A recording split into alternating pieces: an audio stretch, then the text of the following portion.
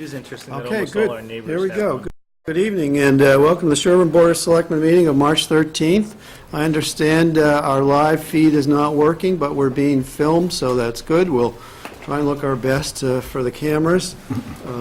Fortunately, some folks will have a blank screen at home if they were looking for the highlight of their day to watch us. That's unfortunate. They'll have to come here.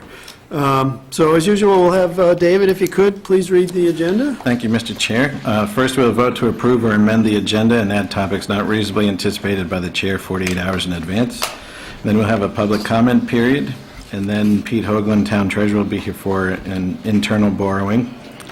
And then we have proclamations for Connor Ryan Donovan and Joseph Thomas Sowen. Those are Eagle Scouts, I believe. Yes, Yeah. yeah. Then at estimated time of 5:30, under the Town Administrator's report, we were going to look at the GASB 45 study, the draft auditor's report, health insurance options, and the 6-month financial report from the town accountant, which is now an 8-month financial report. Yep. Then we'll look at affordable housing overview discussion, and then at 6:55, we have scheduled 247 Washington Street. That's regarding that right of first refusal. Right. And look at upcoming meeting topics and see if there are any selectmen reports. And then set the next meeting for March 20th, 2014.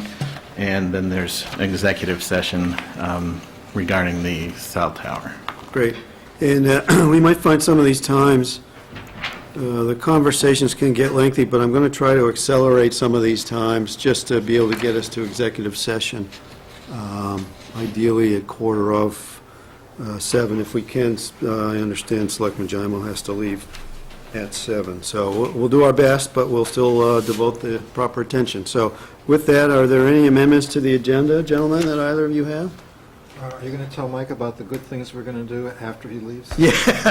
Move to accept the agenda. Second. All right, any other discussion, all in favor? Great, yeah. Terrific. Okay, that puts us to public comment. Any public comment? Yes, sir, Elliot. Next Wednesday, the Zoning Board of Appeals is having a meeting. And I believe that all the boards are supposed to give their comments on the Board of Appeals items, their agenda. This cannot happen because there's nothing on your agenda here tonight saying that you're going to discuss those articles.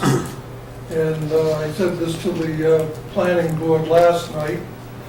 And the Board of Health will meet next Wednesday night at the same time as the zoning board. So these committees cannot make a comment on the zoning articles, the zoning board of appeals meeting articles. And Their agenda items, you mean? They're agenda items, is what I'm trying Okay, to say. yep.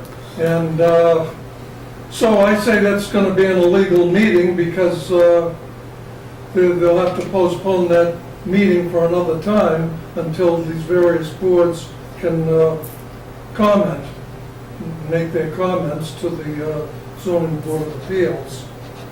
Also on the Zoning Board of Appeals agenda is Ed Rose is coming back again to have another beer bash at the Sherborn Inn. And as you know, I'm very much opposed to that. We have a zoning bylaw that says no outdoor entertainment at a Sherborn restaurant. And if it wasn't, they're going to, as they have the last 2 years, they just said, go ahead and have your meeting. Now, if it wasn't for that article, the town meeting voted no outdoor entertainment at a Sherborn restaurant, there probably wouldn't be a Sherborn Inn. Sherborn Inn was saying, oh, there won't be any problems, no lights, no this, and blah, blah, blah. But here we are for the 3rd time, just saying, to hell with the item, and go ahead and have your beer bash.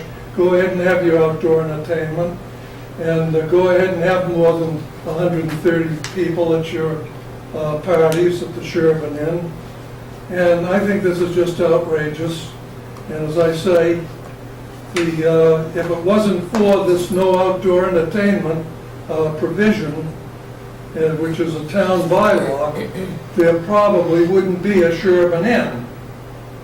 And so much for that. I think this next meeting of the Zoning Board of Appeals should be pushed ahead, and so that these various boards can comment on their Well, I know you've made your position known a number of times on that one item that's on their agenda, that I understand is on their agenda for next week. And, you know, you can continue to make your position known as long as we're not repeating ourselves too often. I appreciate that you would do that. As far as this having comments to a zoning board before they have a meeting on agenda items, I've never heard of that. I'm not familiar with that. I will ask David to take a quick look to see whether there are any requirements that you're suggesting, which would be a cause for postponing it. I'm not familiar with that, so I don't know that. So that's all new to me. And we typically don't, you know, weigh in on decision-making of these independent bodies. Even though we appoint the zoning board members, you know, they act autonomously, and all the boards are supposed to comment on their agendas. like I say, I don't know about that, so we, you know. I mean, a That's what I committee say. can't lodge an official committee position on something unless they had voted on it. Right. But that doesn't mean that a chair... Agenda can't go forward and Right, so forth, right. yeah. You're So, supposed to all right. make recommendations to them before their meeting. If we haven't. And they read the recommendations when they get the different items on the agenda. Okay. They'll say such and such a board, no comment, or such and such, Yeah. whatever. Yeah, no, I appreciate that. I've never had that for our agendas Well, from it's other there, boards. and as I say... The there's been a opportunity very may sore exist, spot but I don't know to that me there's a for the requirement. past Yes, 25-plus years. right. And the hell with Elliott Taylor, we'll do as we damn please. No, and I think we've seen in the past that a number of accommodations have been made to try and keep the noise down at that And- particular event, Well, specifically to all I reflecting your can say is comments. good luck in the hereafter to the Sherborn Inn, Very good. to the Sherborn Business Association, Ed Rose, and et cetera, et cetera. Okay, thanks. Yes, I see another hand back there. Yeah, hi, Suzie Susan. Tyler. Yes, Susan Tyler. The comment, observation, the parking situation here at Town Hall. Now, I realize we have snow out there, but if you actually look, we've only lost one parking space out there. And there's been 3 different times this week that I've tried to come in here and do some business. One, especially on Monday, along with a lot of other people to pay their excise bill.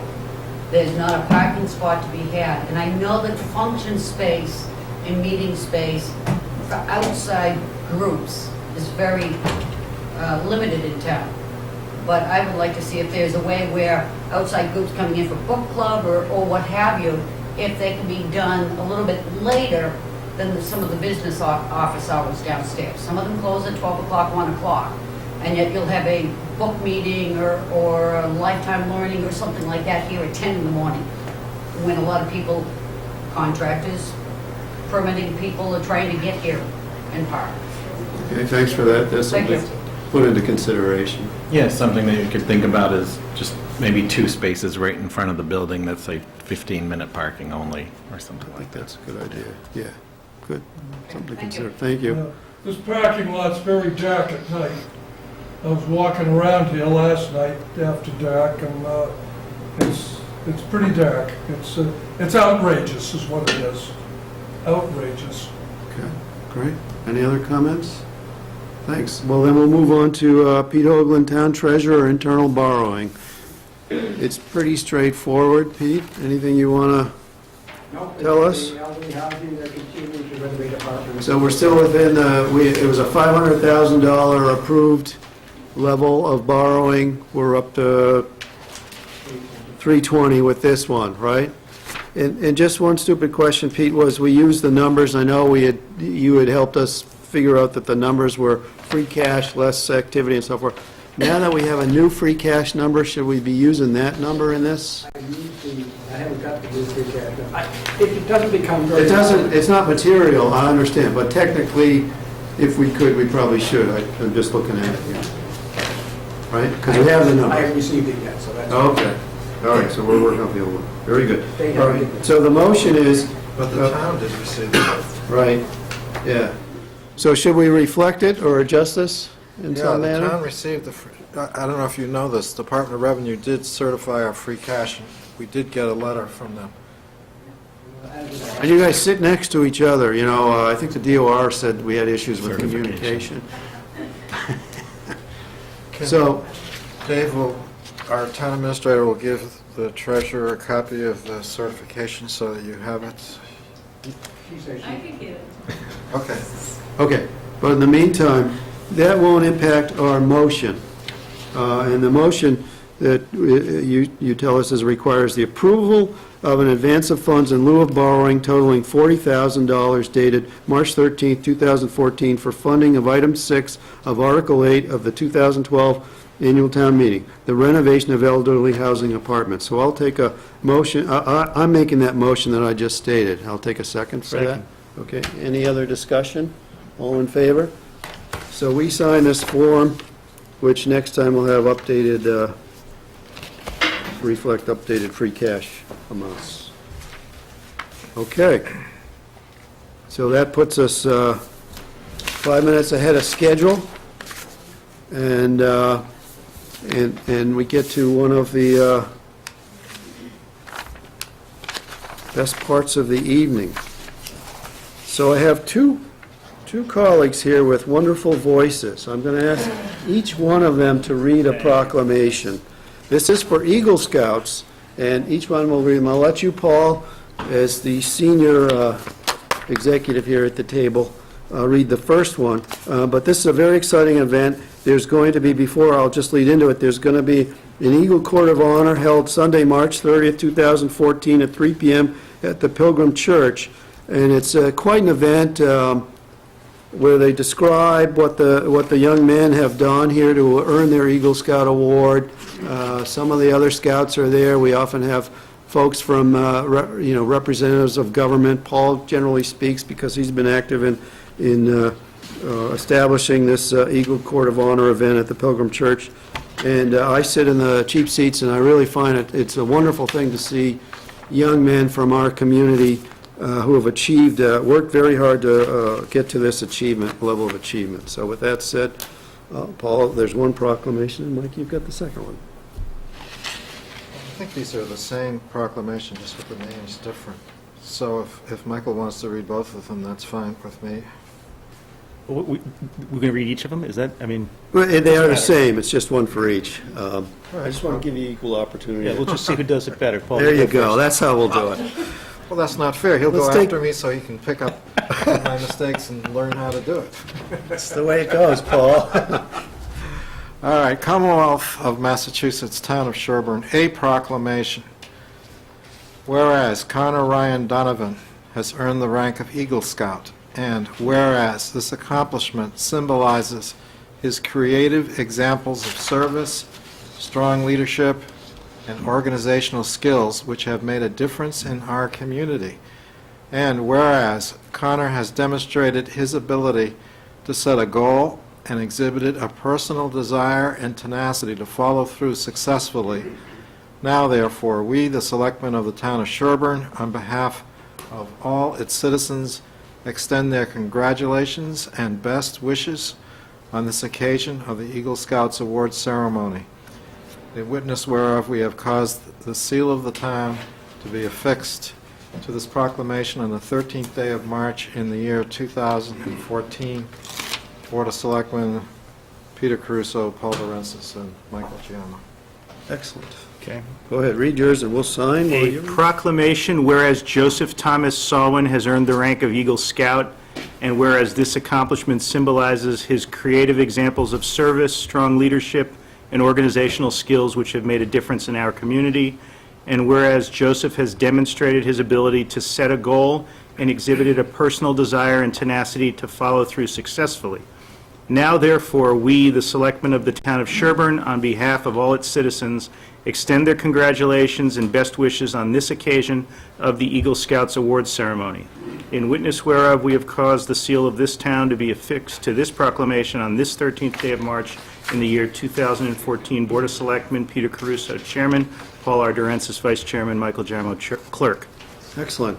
Now, just as a point of reference, both Ryan and Connor. Connor's from Dover, but he's a member of the Boy Scouts of America Troop 1 in Sherborn. And what Connor did was, as part of this, is both of them earn a ton of merit badges and have shown proven leadership in their troop. Connor built, painted, and installed 6 picnic tables for the trustees of the reservation at Powysset Farm in Dover, where they have recently renovated a number of campsites to attract families to use their properties. And they have a summer camp program. Joey constructed a bocce court for the senior community of Sherborn at the Woodhaven Senior Center. So both these fine young men have done great things for their communities, and we're very proud. It's one of our better events, I'd say. Great. Okay, that moves us on to a very exciting part of the evening, which is, how shall we lead into it? It's the town administrators leading the charge to help us understand all sorts of things that deal with numbers. For instance, we have a handout. Okay. So we have, in order, we have this GASB 45 report that we received from the actuaries that we engaged, which tells us what our other post-employment benefit liability is, as well as what it's going to be over in the next 30 years or so, depending on which way, what we do in terms of funding or not funding it. So Do you want to go in order of those? might as well, since Okay. it's on the agenda. If that works for you, unless Yeah. you want to do it some other way. No. So basically, this memo that I just gave you has, explains who the financial team is, it lists some accomplishments over the last year. It has the calendar of major financial milestones that we have to hit through the year, or we try to hit.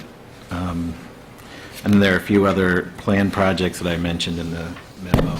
Okay. And then I go into a review of each of the items. So why don't you just go with your, however you want to do it, if, Well, could I ask, he skipped over 8 major accomplishments. I know, yeah. And So I'd this is the like first time I'm seeing this, So so I think... highlight that. I mean, this You is wanna good stuff. talk You've been about doing it. good stuff. You ought to Well, I'm not let a, people know. there's no I in team. I understand. I'm- But there's an I in Williams. Yeah, there are 2. There you go. All employees have been moved to a biweekly payroll, that's union and non-union people. We started online processing of Farm Pond stickers, that's been implemented, and that took about a year, and we've been working with Nancy Hess, the tax collector. All the union contracts have now been settled. Board of Selectmen initial FY15 general fund budget request met the 1.4% guideline, and the final budget is still a nice 2.5% increase. All departments under the Board of Selectmen met with the Board of Selectmen about their budgets, and Board of Selectmen is on schedule to review all proposed warrant articles, and the comprehensive capital plan is underway for facilities, and the intent was to have that done in time that we could actually utilize it, but it's just not done, it's still being worked on. Other planned projects that I was noting was I need to finalize recycling and operations contracts for the transfer station, complete the capital plan for facilities, complete the simplification of utility bills, which Diane and I have been working on, and then complete financial indicator study, which is something I haven't introduced to you yet, and then complete a fee schedule review, which we are now looking at, I think we already scheduled that next week. Next week? So hopefully that's... And I've seen a draft of that financial indicators thing on your screen that you've been working on. That'll Oh, be really? very Oh, okay. interesting. I think you showed me that a bit Yeah. ago, I mean, in it's its a... early stages. Yeah, you have to go, well, actually, I'll wait to explain it. Yeah, exactly. But so it's something to look forward to, that's all. It's a tease. Yeah. So on the GASB 45, this is OPEB. Final actuarial evaluation of the OPEB liability as of June 30th, 2013. And then I'm going to go down through these items, and then if it gets too monotonous, then we could just skip and hit some of the high points, but I thought it was informative. Okay. I brought 2 Cokes, Perfect. the numbers. I think it says Pepsi. OPEB stands for other post-employment benefits besides retirement, such as health insurance. It's a liability reported in the town's annual audit. An actuarial study of the OPEB liability is done every 3 years, and the town accountant is responsible for getting through a competitive quote process, getting quotes to complete that valuation. The current firm is Odyssey Advisors of Colchester, Connecticut, and they are the same firm that does the regional school audit. The actuary utilizes an ARC to project the town's annual liability. That's ARC, and that stands for Annual Required Contribution. The ARC shows the OPEB liability is the amount that would need to be set aside annually by the town to fund the OPEB obligation on a pay-as-you-go basis, which we're already doing, plus some sort of pre-funding of that liability for future years. The ARC goes for 30 years. It's a 30-year projection of the total liability, incorporating many assumptions, and the assumptions are like 4% used for a discount rate. There's claims data based on the health insurance, an annual increase of the salary that's projected in there, but that doesn't have an impact on the end result. 2.5% inflation rate is figured in. It also figures the refilling of vacant positions due to retirement or turnover. And those, a mere vacancy in a position, if you had a position that you were holding open and not filling, would not impact the OPEB liability until you actually did not fund that position and eliminated it completely. And then the actual accrued liability, which is ALL, over the 30-year period is shown in the actuarial study as $9.6 million, which is down $247,000 from last year's, 3 years ago, the actuarial study when it was last done. The actuary reports that it's the more favorable numbers it's more favorable than expected due to lower than expected increases in premiums for non-Medicare health insurance plans and a decrease in Medicare plans and a combination of changing some of the assumptions. Sherborn is currently funding the liability on a pay-as-you-go basis and setting aside a small amount in the stabilization fund, but not the OPEB trust fund. In the short term, this shouldn't affect bond ratings. The audit currently shows 5 years of liability that hasn't been funded, which is $1.7 million. And the reason the audit shows that it hasn't been funded is because it hasn't been placed in the OPEB trust fund, which was created several years ago at the annual town meeting. So until that money is actually in the trust fund, it's not going to balance out on our books. And then I put some ways here to reduce the overall liability. That's transfer all money set aside in the OPEB stabilization account into the OPEB trust fund. Begin incrementally budgeting a larger contribution each year to go into the OPEB trust fund. Implement changes in health insurance plan design and increase retiree contributions for premiums to 50%. And consider savings that could be achieved immediately by switching to the GIC, which we will discuss later. We haven't done an actuarial study of what exactly that would do, but that might be worth doing. And that switch, I would expect, would have a long-term positive impact on the overall liability. Yeah, so that's great. I had some questions, not to, and you've covered a lot of this, but I appreciate Pete Hoagland. Ruth forwarded the questions off to him, and he came back quickly with a whole bunch of good answers. I still have some concerns that we'll deal with in terms of making sure we're really clear on what our that we buy into the assumptions that the actuaries have used, and that the idea is that the liability, that we know what the real liability is. I mean, they've done their valuation based on those assumptions. So one could question those assumptions, as I have. And I think the bigger discussion is, of course, some ways to reduce the liability, so those last 4 points are are big question, big issue Big issues, items. right, You know, right. big issues to, for the town to wrestle with, because it is a big liability.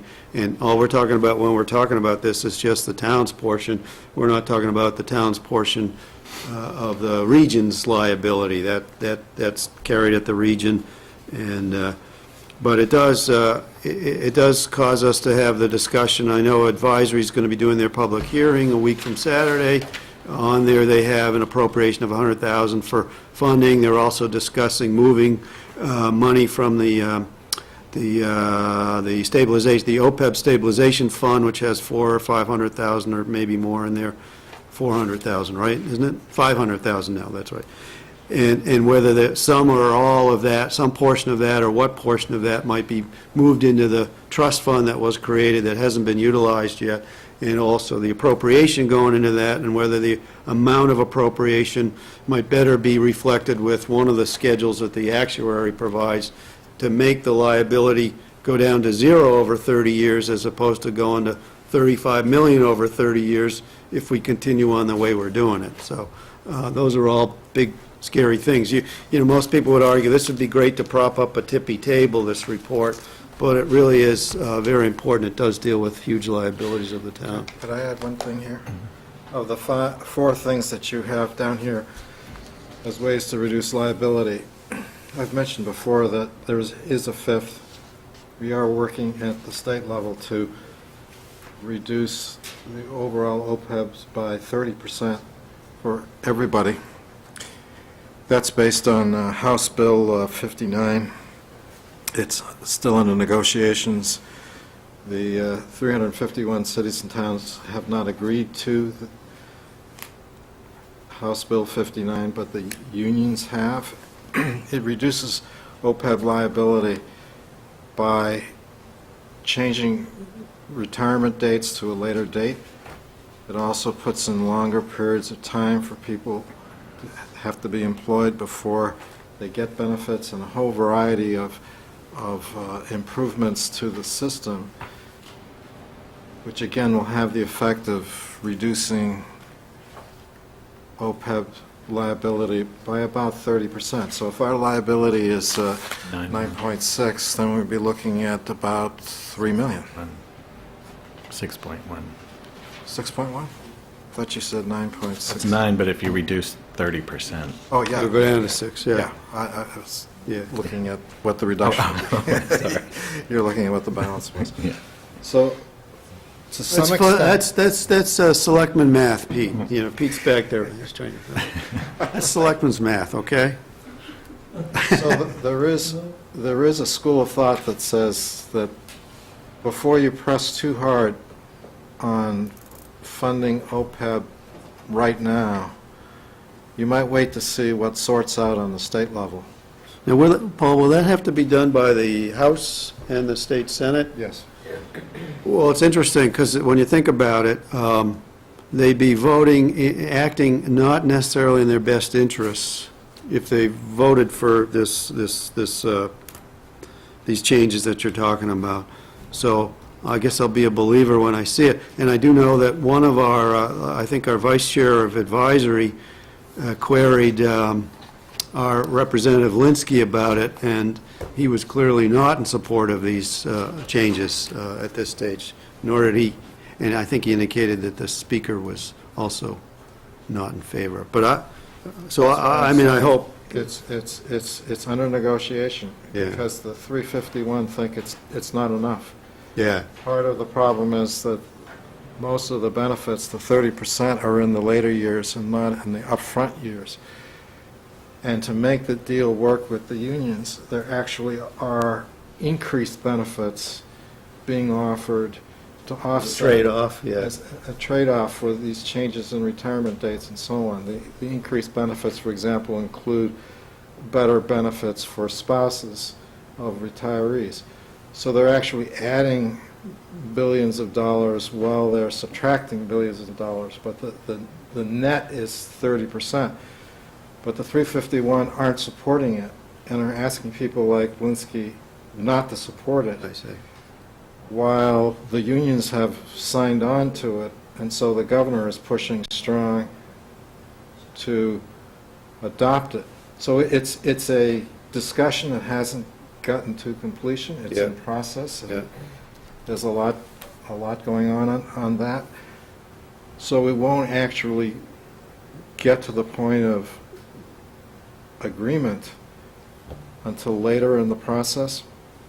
That's why I'm saying there's a school of thought that says before the 351 should be getting too worked up about the numbers that they're looking at. We ought to let the state have this year to see what we can get. We know we can get the 30%. We'd like to see more.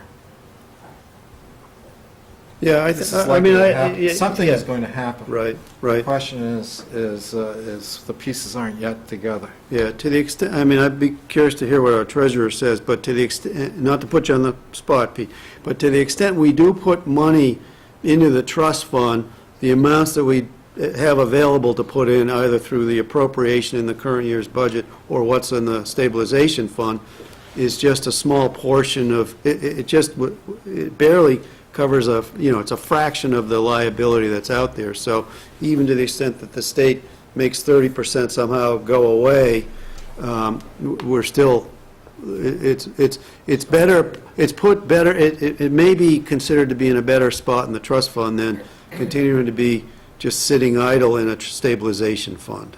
I don't know what you think about that, but. I am, well, I'm an advocate of the fact that we should get it into the trust fund, get it in, the ultimate goal probably would be to put it in the state prim. Yeah.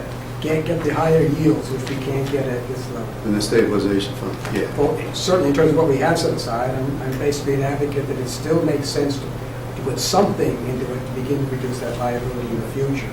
Even if we gain state savings of 30%, which would be great, Yes, there's still, as you said, there's still a big liability out there. big liability, And, which I think is probably higher than is reflected in this report. What does it take to move that money? Is that a decision that the town meeting needs to make, or?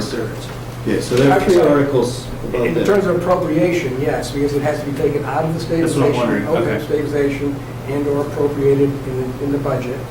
Once it's put into there, nothing further, the law, the authorities there to move it. Yes. I've checked that out with town council. That's great. I just think it would be good when Pete's talking to rating agencies that he could say that, yes, we are putting money in the trust fund, as opposed to saying, no, we're not, and the balance is zero. Yeah, and I think Pete and I are on the same page with which funding schedule to use to the extent we did adopt a funding schedule. That was good to see that as well. So I know that advisory will be taking this up a week from Saturday. Those three articles are actually under the Board of Selectmen, so at some point, we may hopefully we'll be taking a position that says we move X over the stabilization, as well as even recommend supporting the amount you're appropriating or some other amount. We've been discussing, we have a consensus to make a move to a trust. Yes, yeah. Yeah, we're.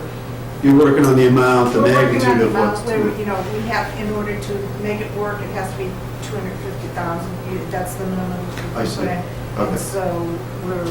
Which is over- half of what's in the stabilization Right, fund. we're over that in our discussions already, so. Good. We'll see.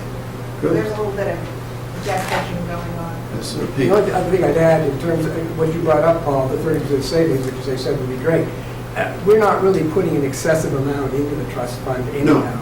The 100,000 it's fairly modest, I think, so I can understand if we were funding major amounts, I can understand Yeah. what you're getting. Well, I just want to concur with that. What I was saying before, this 30% savings, most of it's going to be out in the further years. Yeah. We still going to have a responsibility, whether it's 6 million or whatever it turns out to be. We need to be responsible about that 6 million.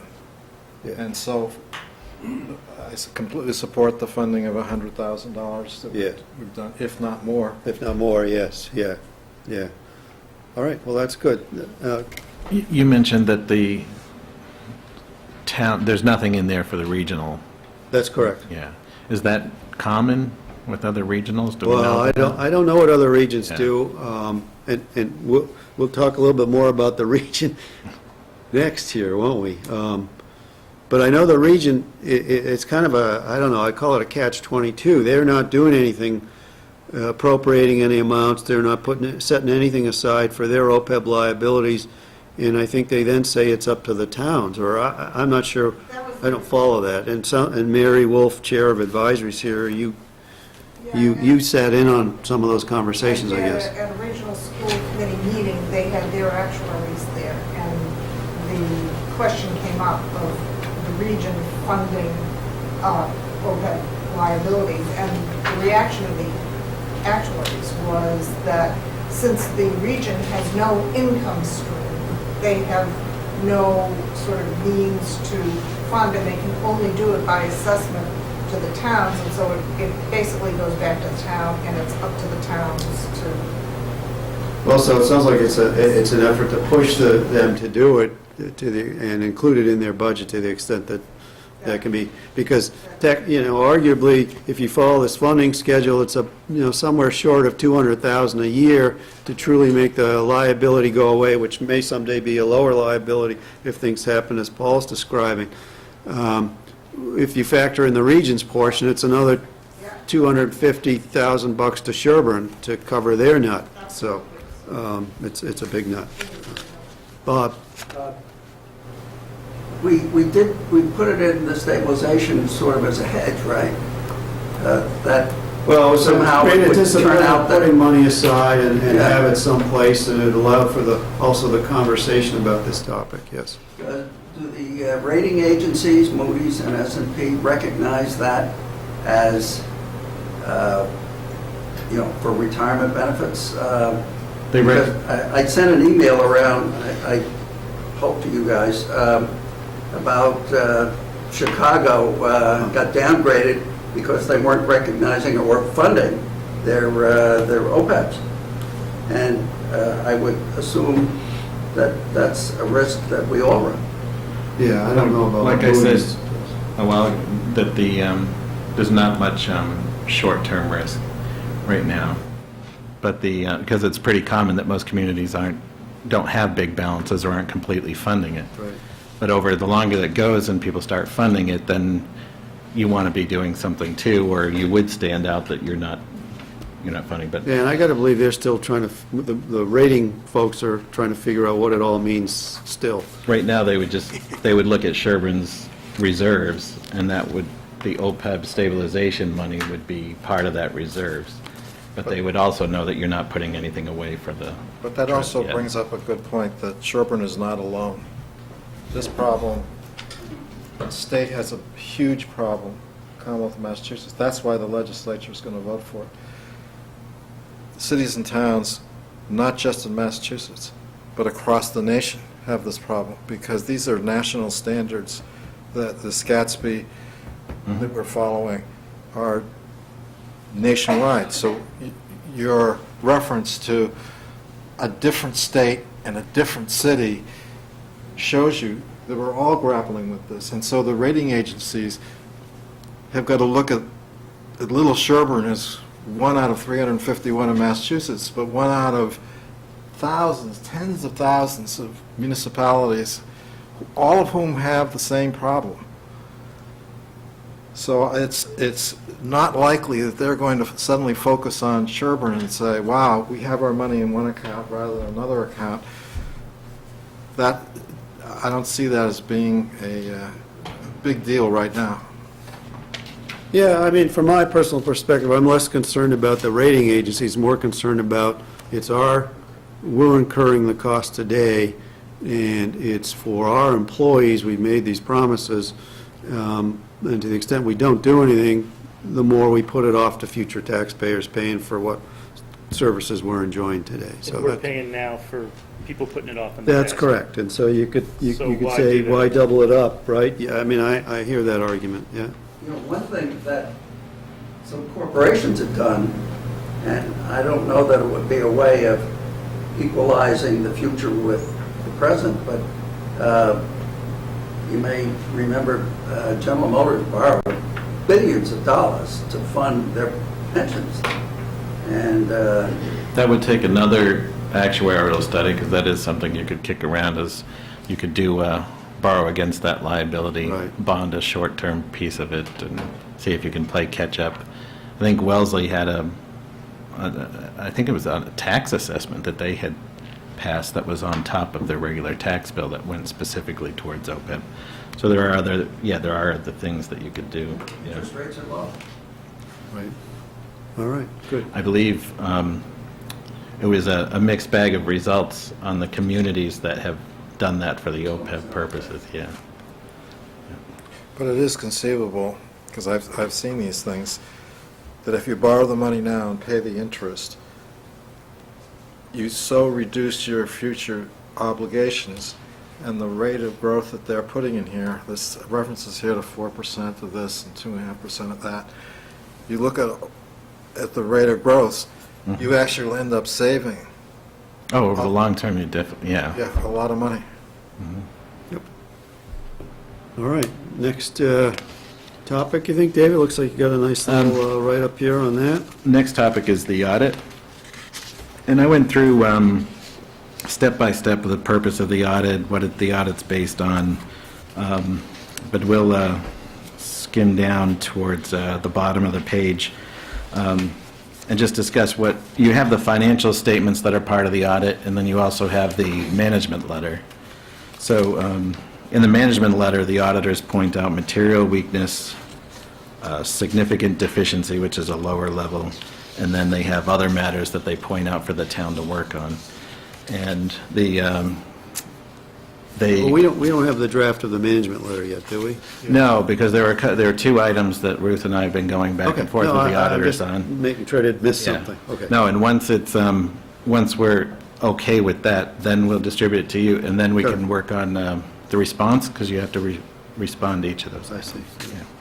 So right now, the results in the management letters that they identified no material weaknesses or significant deficiencies, and they commended the town for implementing most of the prior year recommendations, and they cited two other matters that the financial team is drafting a response to, and those are the items that we're, I wouldn't say contesting, but we're still wondering about. And I know one of those items is, they said that we had to have a special town meeting amidst the annual town meeting for current year appropriations.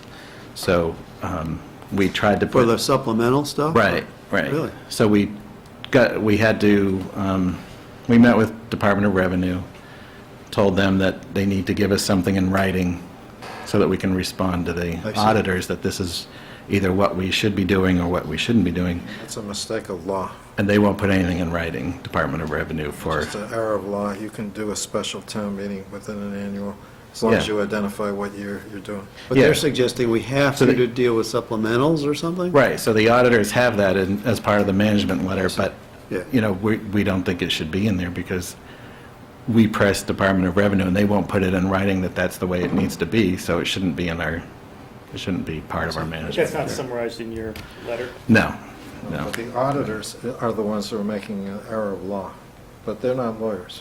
Right. So that's one of the items.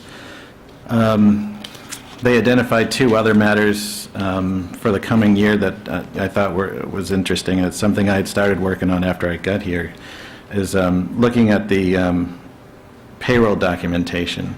So I had started on a policy that was basically copying what we had used in Framingham for when there's any pay change or status change in an employee, that there's some sort of documented paperwork that gets initiated and approved and then submitted to payroll. And I think that's something pretty easy we can take care of. And then the other issue was oversight of the library trust funds. I think traditionally the library trustees have had a lot of autonomy in taking care of that, but the auditors feel that we should be a little more involved in that. So Ruth has taken some steps already to work with the trustees on monitoring those funds a little more. Major things to look at in the audited financial statements. In the general fund budget compared to the actual, it's on page 16 of the audit. This shows that actual revenues exceeded budgeted revenues, and actual expenses were short of budgeted expenses. So the three things that you look back on this page are budget turnbacks, the surplus revenue collected, and the use of free cash. And turnbacks plus surplus revenues exceeded the use of free cash, resulting in an increase in the general fund balance. The net result was $713,000 excess revenues over expenditures, which is roughly the same amount as last year. So that just shows good consistency in managing the budget. The bond rating agencies consider a general fund balance that is 10% of the general fund budget as a favorable indicator of the town's financial strength. And I have a chart in there from 2011, 12, and 13 showing that we've increased 7%, 8%, and most recently 10%. When you look at the fund balance as a percentage of the overall budget. So basically, the fund balance of $2.5 million compared to the roughly $24-25 million budget, and that's where the 10% comes from. And that's what they're looking for. Yeah, the auditor. That's good news. That is good news. Yeah. I love good news. The auditor pointed out that comparing FY13 to FY12 expenses, $426,000 of the $739,000 increase from year to year in expenditures was due to increased cost of education. And that was just something that he was pointing out, that it's not readily available in the budget unless you look year to year to see what the increase is and break it down that way. General fund is part of all governmental funds. It's something that's looked at over time. And after the accounting for adjustments in the statement of activities that's in the audit, the net position of governmental activities was just under $1.3 million, which is an increase of more than $1 million over the previous fiscal year. So is that, so the types of questions I have, like when we talk about how we show the increase to 10% on that, or you just described there, what is it that we're doing well to get those increases to 10%? What is it that we do well to have an increase in that 1.3 million, increase of $1 million over last year on the net position of governmental activities? Well, in the general fund, Which is essentially net assets of the town? right. And which is good news, too. Well, that, Right. yeah. What I'm trying to get to is, how do we continue to do that, and what is it that contributes to that increase? Well, when you don't over expend your budget, what you budgeted, and then when you bring in more revenue than you anticipated, Yeah. that's a positive result. And there's a balance. I mean, the point Right. we had a $700,000 surplus, is the word I would use, in 2013 compared to what was budgeted or anticipated for revenues, and that's consistent. Right. We're $700,000 or $800,000 Last year, every too. year. Right. On a $25 million budget, that's probably a comfortable margin from a layman's perspective. Right. But you don't want to be increasing the general fund or this governmental activities or the, whatever this thing is, and, the words used are, Right. Foreign to me, if you're overtaxing the residents, I guess, is one of the things. So Well, that's what you would, yeah, the $1 million that is the increase over the prior fiscal year is attributed to the increase in the, tax levy, the amount of taxes that Yeah. were coming in. Yeah, But here we also, according to your report, that the tax refunds were down $300,000 from the prior fiscal year. And That's good news, too, and that's because of appellate tax board cases that had been resolved, so the money's not sitting aside to be paid out for those cases. It could mean it was paid out, or it could mean it was moved to the other. Right, I'd have to get a report from somewhere to break out that. It could have all been refunded, right. Well, I And in mean- that case, that would be indicative of what Peter was saying of overtaxing. Yeah, I mean, I'm just, you know, I don't think that's what we're doing. Right, right, But right, there right. are other things that are going on Right. that are beneficial to the financial health of the town that is very hard to decipher, even if you used to be a CPA, like I was, okay? So I'm trying to get to that, and I don't expect us to know that tonight necessarily, but, you know, Right. so that's part of what I'm, you know, looking to figure out. So when I look at the management discussion and analysis, which, the way I read that, we, the management, however we define that, that's our information to try and put a good spin on all the other pages that are in this report. And in it, we have financial highlights, and all of these things go up. And like Paul, I look at this and I say, geez, on page 4, our total assets exceeded liabilities by 28 million, an increase of 1.2 million bucks. But I can't figure out how the heck we did that. Well- So it's that sort of thing, you know? And I'll tell you what we were told by the auditors, when you look at the numbers that are presented there compared to the other financial statements later in the book, Yeah, the ones later in the book are much more easier to understand when you're comparing general fund expense to revenue. Those are the kind of things that, you know, we look at on a daily but these basis. are what we're highlighting, so Well, yeah, exactly. So And so they're- anyway, you know, the governmental funds went up 3 million bucks compared to the prior year, you know? So these are all good things. I'm not sure why they're good. I'm not sure how we did it. Well, I would need the auditor to explain that, because I barely understood the answer that he gave. And basically, he was saying that in that section of the audit, everything is consolidated there and is using full accrual accounting. Yeah. Which we Which is don't- not what you do on a day-to-day basis. Right, we not use how you cash appropriate. accounting. I understand that, yeah. So for me to go in and try to break out those numbers, Yeah. it would be very difficult. And so other questions, you know, we had talked about, we get the management letter, these are management's financial statements, and we had defined that in the engagement letter with those guys some period ago. Is that, I tried looking for for That. where that was. I didn't have the original letter, but Ruth will pull it up and... all right, so we'll look into that. And I'm see just that curious, definition. to the extent we're part of that management, or it's more you guys. Remember when we went through this, Paul? This was an issue that I think I brought up, Yeah. and that you and I resonated on. There were kept being references to the management was doing this, the management response. We wanted to identify who that management was. So in the contract with the auditors, we defined the management, who that was, and I think it ended up being the town administrator and the town I accountant. think so too, yeah. It should be, the management is like the management team that's touching money Yeah. all year long. Which generally will also include the treasurer in this Right, situation. right. And the too. board would be the executive, like the board of directors. Yeah.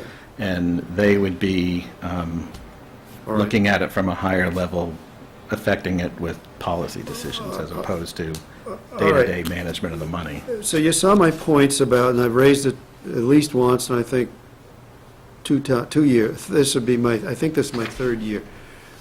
We talk about capitalization policy. See, because what I'm trying to get to is to say, okay, let them issue the report. This is a draft we're reviewing. We're looking for, the board wanted to weigh in on it before they issued the report. And one of the things that I raised with them before, and now I'm going to take my shoe off and bang it on the table, is this capital assets thing, because they record that the capital assets are everything over $5,000 with a 2-year life, but our bylaw is $10,000 and a 5-year life. We So are- we know that, so there's a discrepancy. It may not be material. I'd like to know if it's not material, That- but I'd there's- also like them to. There is something in the management letter about that, and that is something that we've tried to convey back to the auditors, that there is a standard that we use, so, you know, why is that Yeah, that way? so we want to get that clear before they issue. And then there was, and Before maybe you it's. leave that, I think the auditors are using generally accepted accounting principles and definitions that come out of Yeah, no, but that's. generally accepted standards that are issued by accounting boards. And our definition are things that we have established locally. And the question isn't that they made a mistake here. No, this is what we The question is, told how do them. you reconcile Yeah. the definitions that are in generalized standards with the definitions that are used locally here. Yeah, I mean, it is a misstatement of the expenses they record versus what we record and so forth. And the assets as listed Right. are off compared to what we would otherwise have. I mean, So as the... I think you understand that. Yeah, I mean, as the independent auditor, we can have them note something, but I don't know how far we're going to get having them change what Well, they're using. okay, Right. so then we have this $386,000 adjustment, and I guess I'm looking at Ruth on this one, and I don't know, it's a write-off of $386,000 of assets, fixed assets. That's what I want, yeah. All right. Our consultant that puts together our asset list, And they do it with the 2-year and the $5,000, which even we though that's not... established in the beginning because when we first set up GASB 34, we were looking for a place to keep track of all of our computers, which were all $5,000 or less, not realizing what was going to happen in the future. We were just trying to find a place where we could keep track of everything. The consultant, Pioneer, his balances, I mean, he did what we asked him to do. Understood. After he sent the report to the auditors, every once in a while, they'd find something, a discrepancy. It had nothing to do with the 5 or the 10-year policy. Okay, that's first thing I want to understand, all right? So they found some things that they wanted to change. They never got back to the consultant. They just made those changes on their books. But these changes are made to the town's books. Yes, our books. Yeah. They made the changes. The accountant made the changes to our books, never got back to the consultant, so that his beginning balances every year weren't the same as what the auditor had changed it to. This year, they said every year they were doing it based on 1 or 2 things about land issues. He said this year we decided it wasn't worth it, so we just took away the differences, and now they agree with the consultant's balances. Had nothing to do with the So so what we've got is a 3-part thing going on. We've got our books have been written off, we've written off $400,000 on our books of assets to agree to a detailed schedule that doesn't truly reflect our capitalization policy of the town. And so those are 3 things the to auditors, clarify. well, that's what, Okay, so, okay, so I think, based on what you've described, I think that's the case.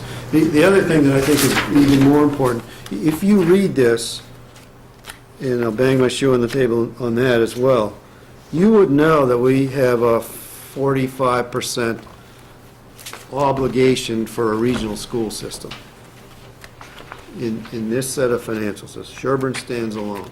And it seems to me there ought to be much more disclosure of that, including some of these, and when you get into the footnotes, and I'm looking at Pete, some of the legacy liabilities and stuff like that.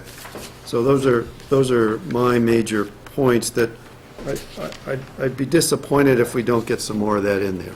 I talked to the auditors about that, and they're happy to put in footnotes if that's what you want. Perfect. I agree with Peter on this. The town's true financial position is not measured just by our operations here. We do have a general law and a regional agreement that makes us responsible in part for the operations of another entity.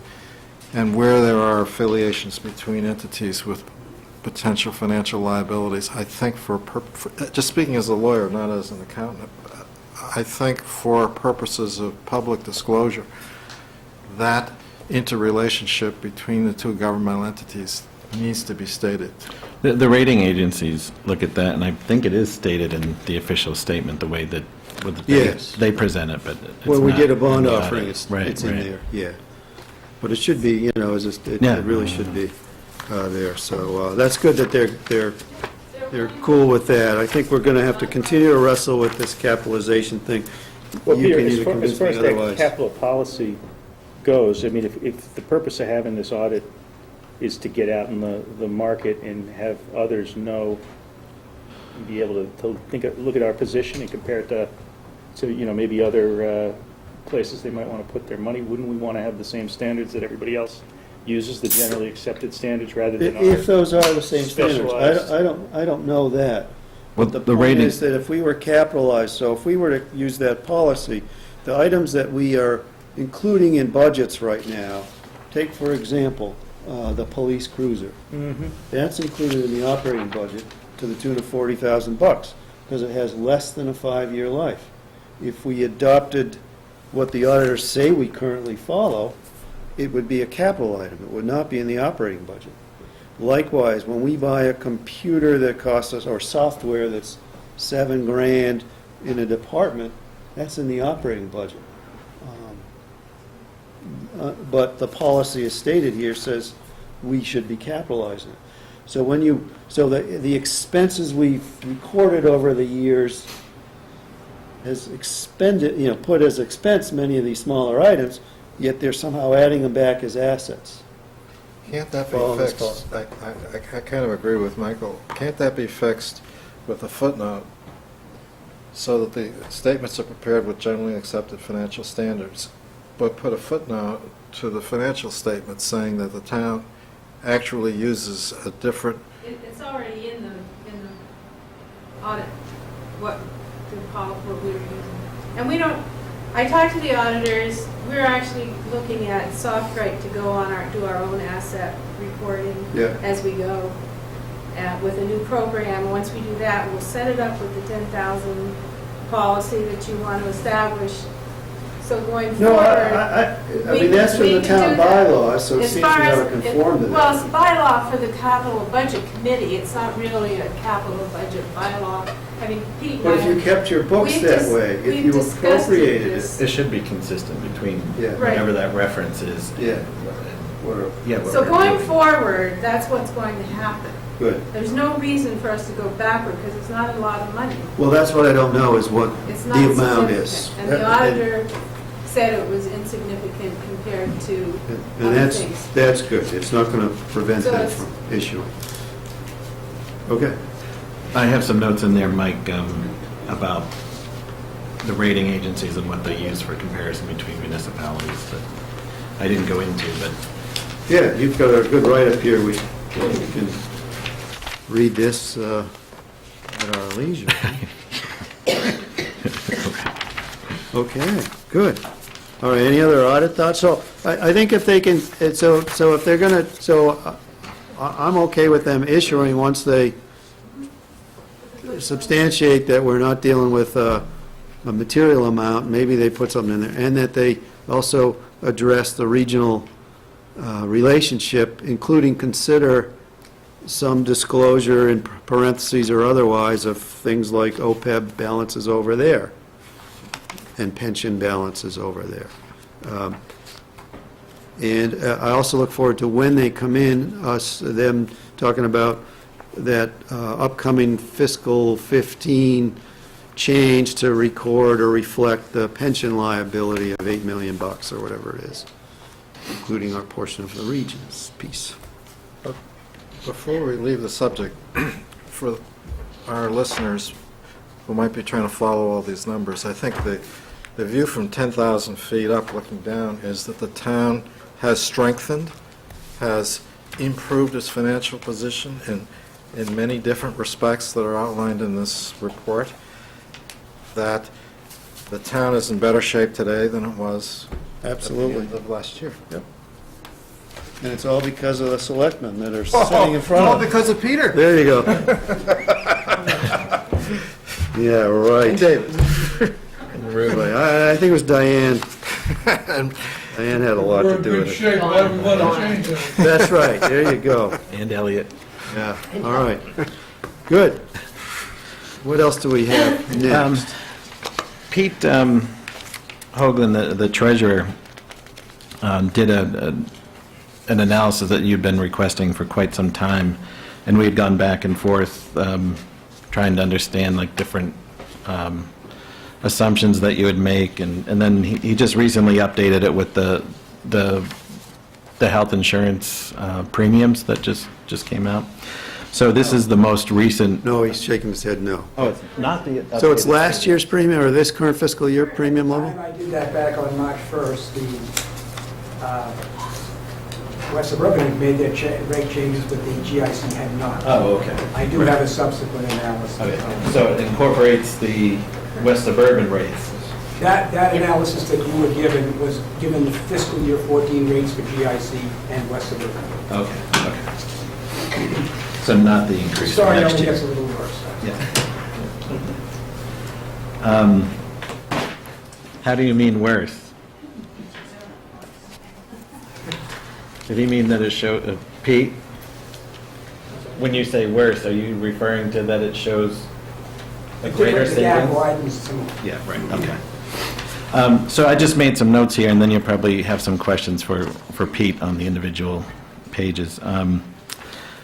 It's difficult to project the actual savings because some of the assumptions, you're projecting people's behavior on moving from their existing plan to one of the many GIC plans. So where you project that they're going to end up impacts the dollars. And you can see in Pete's analysis that it looks like there'd be about a $200,000 savings in year one if the town were to move to the GIC. So as Pete just said, that gap would widen because of the recent increases in GIC and West Suburban for next year. So what does that mean, Pete? That the GIC increase is at a lower rate than the West Suburban increase? The GIC increase is 1% across the board when you average all the plans out. Some might go up 10, some might go down, but I see. across the board, 1. And I don't know what the West Suburban increase is, 8 or 9? 8%? 8. Okay. But I don't think that's... What you have to pay, what you see here is that the GIC has a lot of clout, tremendous clout, and Dolores Mitchell, who runs the GIC, is one tough lady. I've met her, I've seen her, and as long as she's there, I think the GIC is going to continue to be very tough.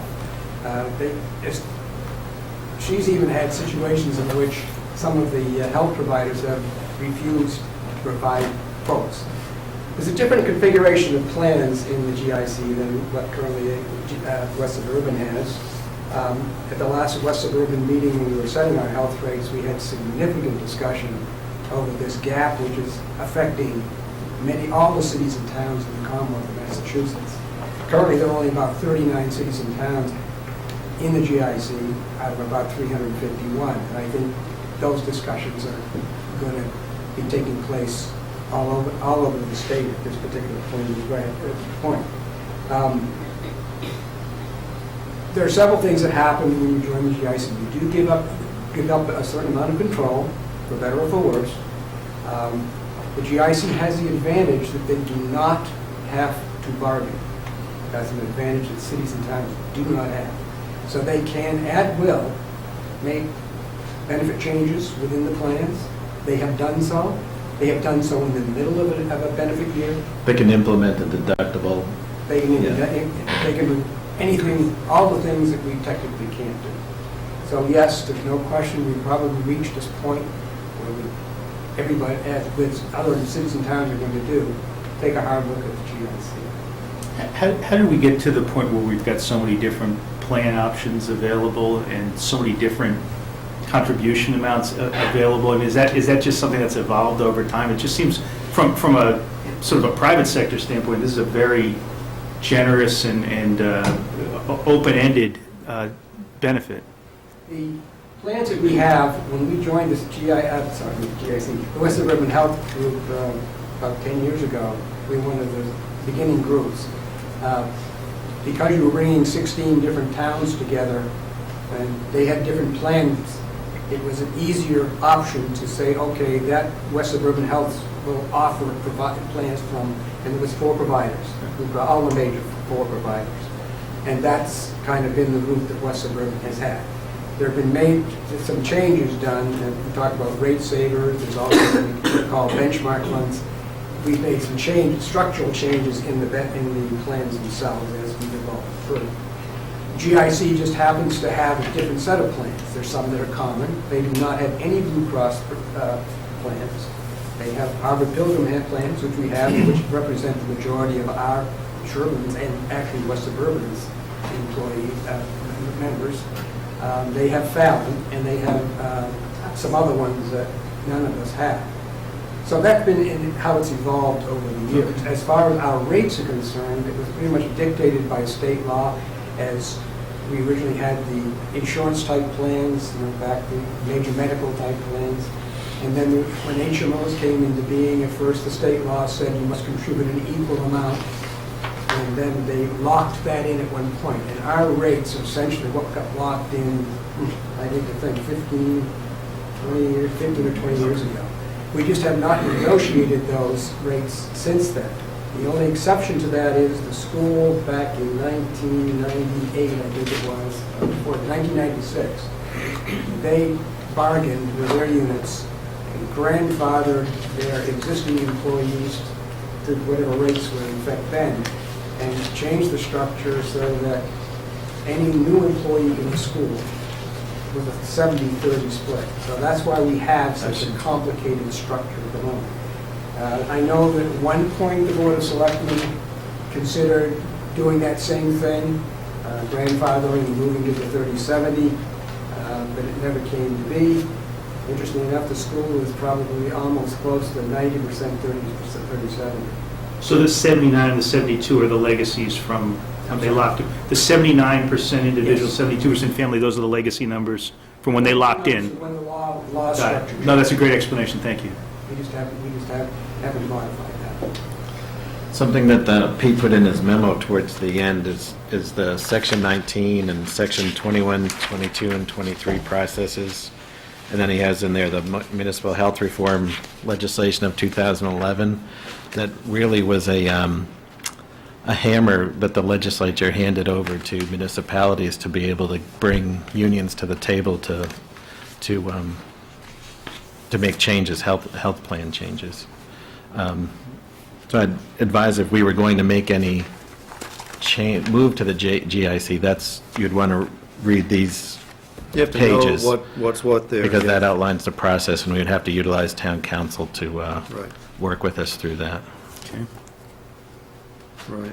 So at least now we know there's an opportunity. There are pitfalls or challenges to go forward with it, and there are advantages and there are financial advantages. There are certainly disadvantages as well that I think, I haven't really read the whole thing here, but there's some of that in there as well. Yeah, if you look at it, it explains what the minimum percentage is that Yeah. has to go back to the employees, so Right. you can calculate how much the town would. So Have to get back. and you were in Weston, I think they went to. I was it, in or- Weston when we moved from our own negotiated plans to the GIC.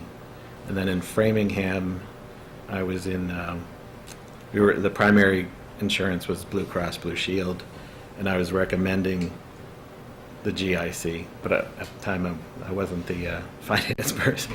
So, but now Framingham is moving to the GIC, and I believe the last thing I saw was that their projected savings in 3 years is $18 million Wow. by moving 1,800 or 2,000 employees over to GIC. That's significant, so. And so there are, if I were an employee on the plans today, I'd be leery of what might be coming down the road if we were going to that.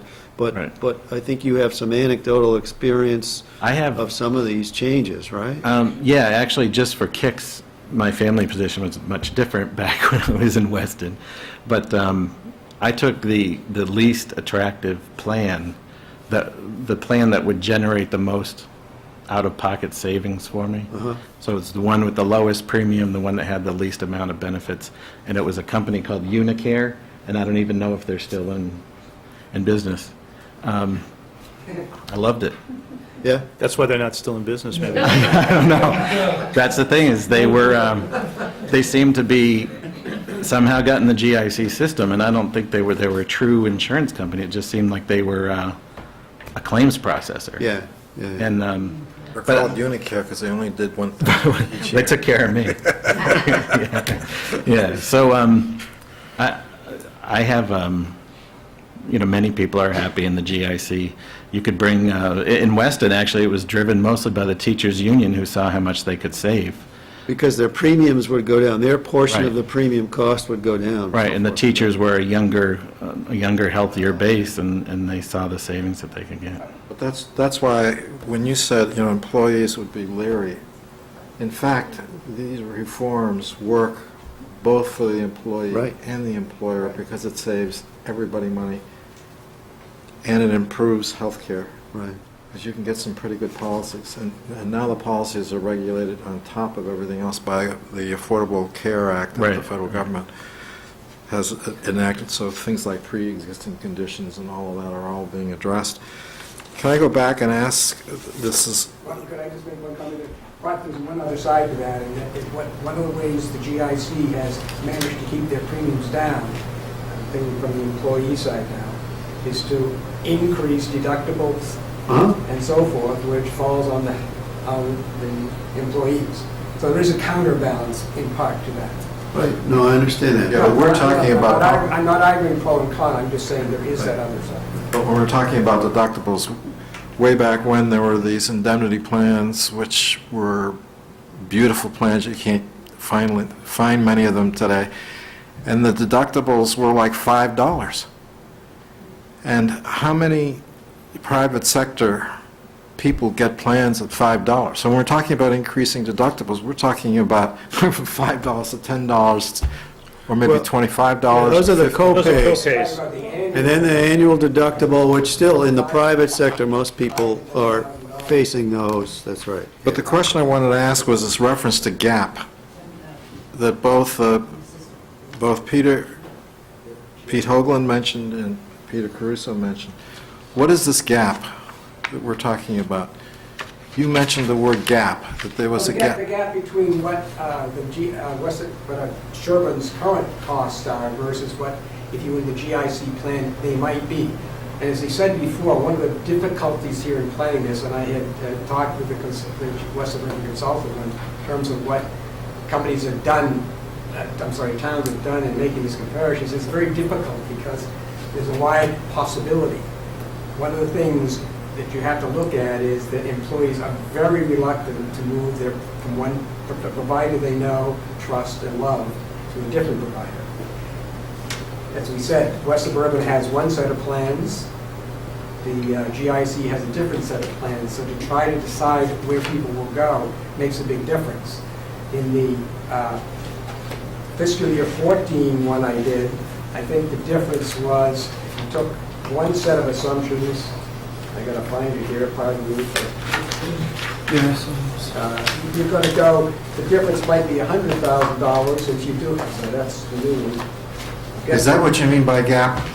Yeah, So that the town of Sherborn would spend $100,000 less with the GIC program than it would with the West Suburban? Actually, his best prediction is 200,000. under one set of assumptions, when I did with the fiscal year 14 rates, under one set of assumptions, it would practically be no change.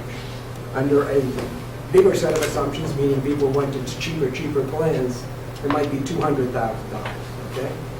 Using the 15-year rates, the lowest that I could come up with was around, meaning the lowest gap, was about 100,000, so it moved from 0 to 100. And the larger gap would be when people go to cheaper plans, and the GIC goes to about 300,000, so it's moving up. So That's per year? Yes. That's a $200,000, $200,000 to $300,000 The opportunity. end result's probably going to be somewhere in between there. You just don't know. But I even might- so, over 15 years, 15 years, we're talking Big money. potential millions of dollars. 4 years ago, the difference is about $30,000. That was Yeah. it. It has accelerated over the last 2 or 3 years because GIC has really been pummeling the providers, have been raising deductibles and so forth in order to keep those costs down. If you look at the savings, say 5 years out from this, added to discussion about pay-per-throw, you're looking, $750,000 just between two initiatives. Changes, yeah. Yeah. Yeah. They're, I mean, they're And big that has, efforts. that impacts, the lower cost plans get you lower OPEB liabilities and all that. Right. Can I ask one more question? This Absolutely. analysis and all these different scenarios, is there any scenario in which we would be paying more with GIC than our current plan? Well, So- you had one in here, I think, right? Not now, not in terms of the 15 years. Oh, in terms of the longer term, okay. And I- So if we did this, there's, to the best of your estimation, there is no downside for the town and a potential upside. They could be as high as a couple $100,000 a year for the next 10 or 15 years. Financially, that's probably the answer. The question is, what do you give up? You give up that is under your control, which could be good or could be bad. I mean, there's arguments on both sides. We don't know this is a discussion that came up in the West Suburban. We don't know what's going to happen when Dolores Mitchell leaves. She's up in her, they're guessing she's up in her, she's certainly in her 70s.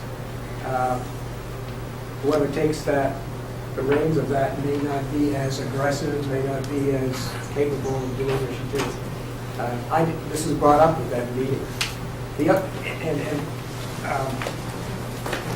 The question always comes up, gee, out of the 351 cities and towns in the Commonwealth of Massachusetts, why have only 39 moved to GIC so far? And I think part of it is that loss of control over your plans.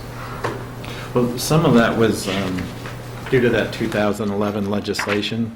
When I said it was a hammer, basically that was passed, and if some communities adopted that, if their unions could generate the same amount of savings or within a percentage that they would achieve by going into the GIC, they could stay in their plans and the town wouldn't move to the GIC. That means they had to renegotiate the premium split and plan design changes in order to come up with the savings that the town would have achieved by going into the GIC. Is it fair to say the state is encouraging movement to the GIC? Yes, obviously. Is this something we should put on a future agenda to make a decision? As David is saying, you're going to have to give up something Right, to get to go there. right. Yeah, So- and I would, in the section 19 specifies at a minimum what you would have to give up, but I would advise, town council has experience in moving a town from one to the other, which is, they've done Framingham and I think one other town. Also, Cook & Company is an outside consultant that advises people through this process. They can be part of your bargaining team. And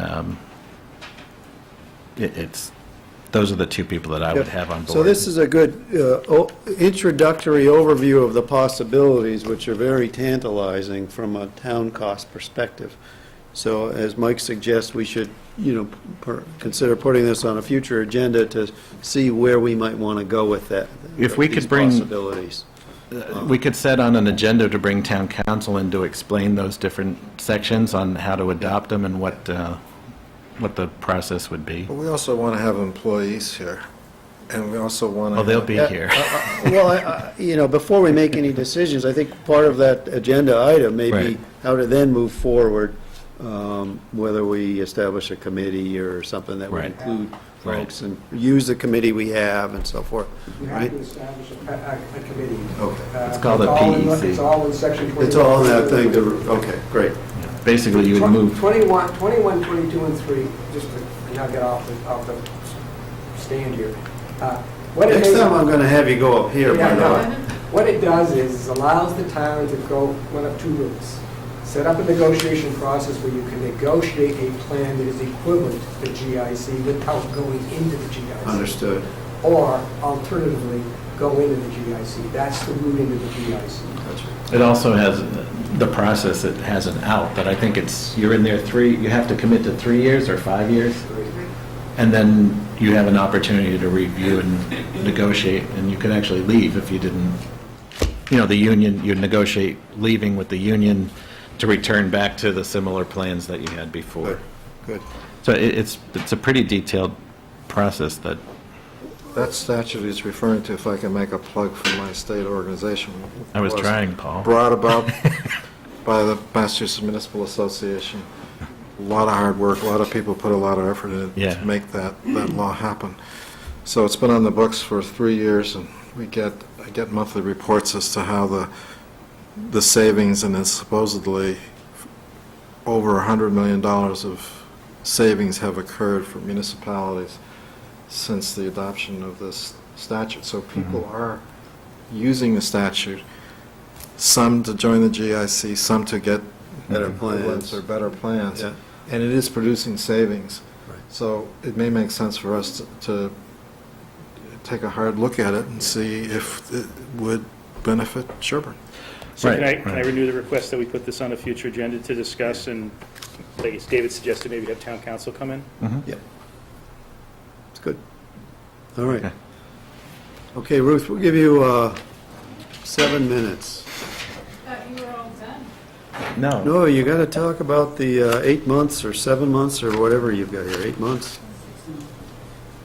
Well, thanks for doing this report. I find this very helpful, and it saves me from looking at all these small numbers on large pages. Where's that report? So how about, Ruth, you want to come up to the table for 7 minutes? Why not? So I think that the basic gist is, you're going to tell us, is that we're on track with our revenues and we're on track with our expenses. That's it, okay. Right? All is done, right? She's done. So let me ask you, how about I have 8 things to raise, but unless you want to give us a brief overview, or, I hit you with my 8 things? You can, okay, go ahead. All right. You talk about state aid, MSBA reimbursements Yes. not been received. But we're going to get it. It's just Oh, yeah, the timing. we of get it every year. Okay. It's just a the little timing. later than usual. Yep.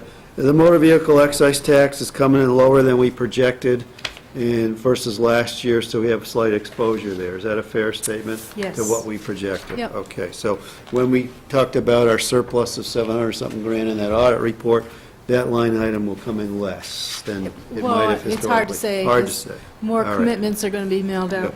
And we have exposure on rentals. Yes. In part because we don't have the cell tower kicking in. Because Yes. of the That we had litigation. contemplated because of litigation, exactly. Yep.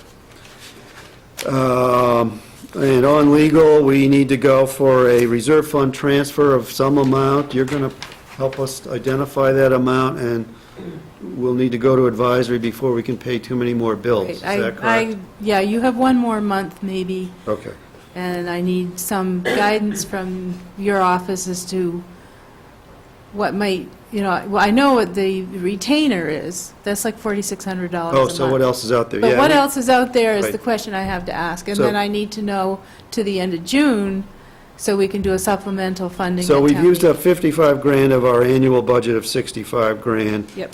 And that's just through January, and we know we have legal issues out there that have continued to rack up some costs. So we'll have 2 parts. We'll have a reserve fund transfer with advisory, and they don't have a whole bunch left in their reserve fund at this stage of the game. And we'll have a supplemental funding request At at town town meeting, meeting. right. Okay. And Yep. I don't know if we haven't talked about it, I don't know if you're aware of it, but the $20,000 supplemental request for the fire department, if, we need to sit down with you and see if there's a way of funding it internally. Oh, or a reserve the- fund transfer request for that, to do the repair? Yeah, Mary didn't want to do that, in short. Okay, I don't know anything about that. We're running very close at this point, Yeah, your well is running dry. Yeah, it is. Yeah. So we were thinking that the supplemental would be the best route if we deem that it can't be absorbed within the fire department budget.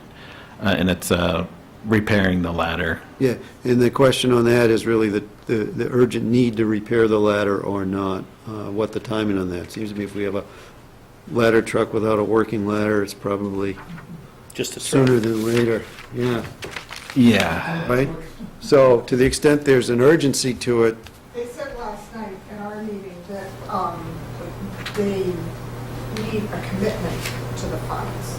as opposed to the funds themselves. I see. But I can, In the sooner. Yeah, if we or can later establish time. payment terms with the vendor and so forth, right? but I want to meet with Ruth We need to and talk. Tim about it. Okay. And then give him the letter that, he's secured the materials, but we have a quote in hand, and I Yep. just have to accept that Okay. quote, but I need to Okay. make sure that All right. there's funding available. On the police, we're seeing the Pittman schedule, reducing the overtime. We got a I think it's $40,000 made a big difference. reduction in this 8 months versus the same period last year.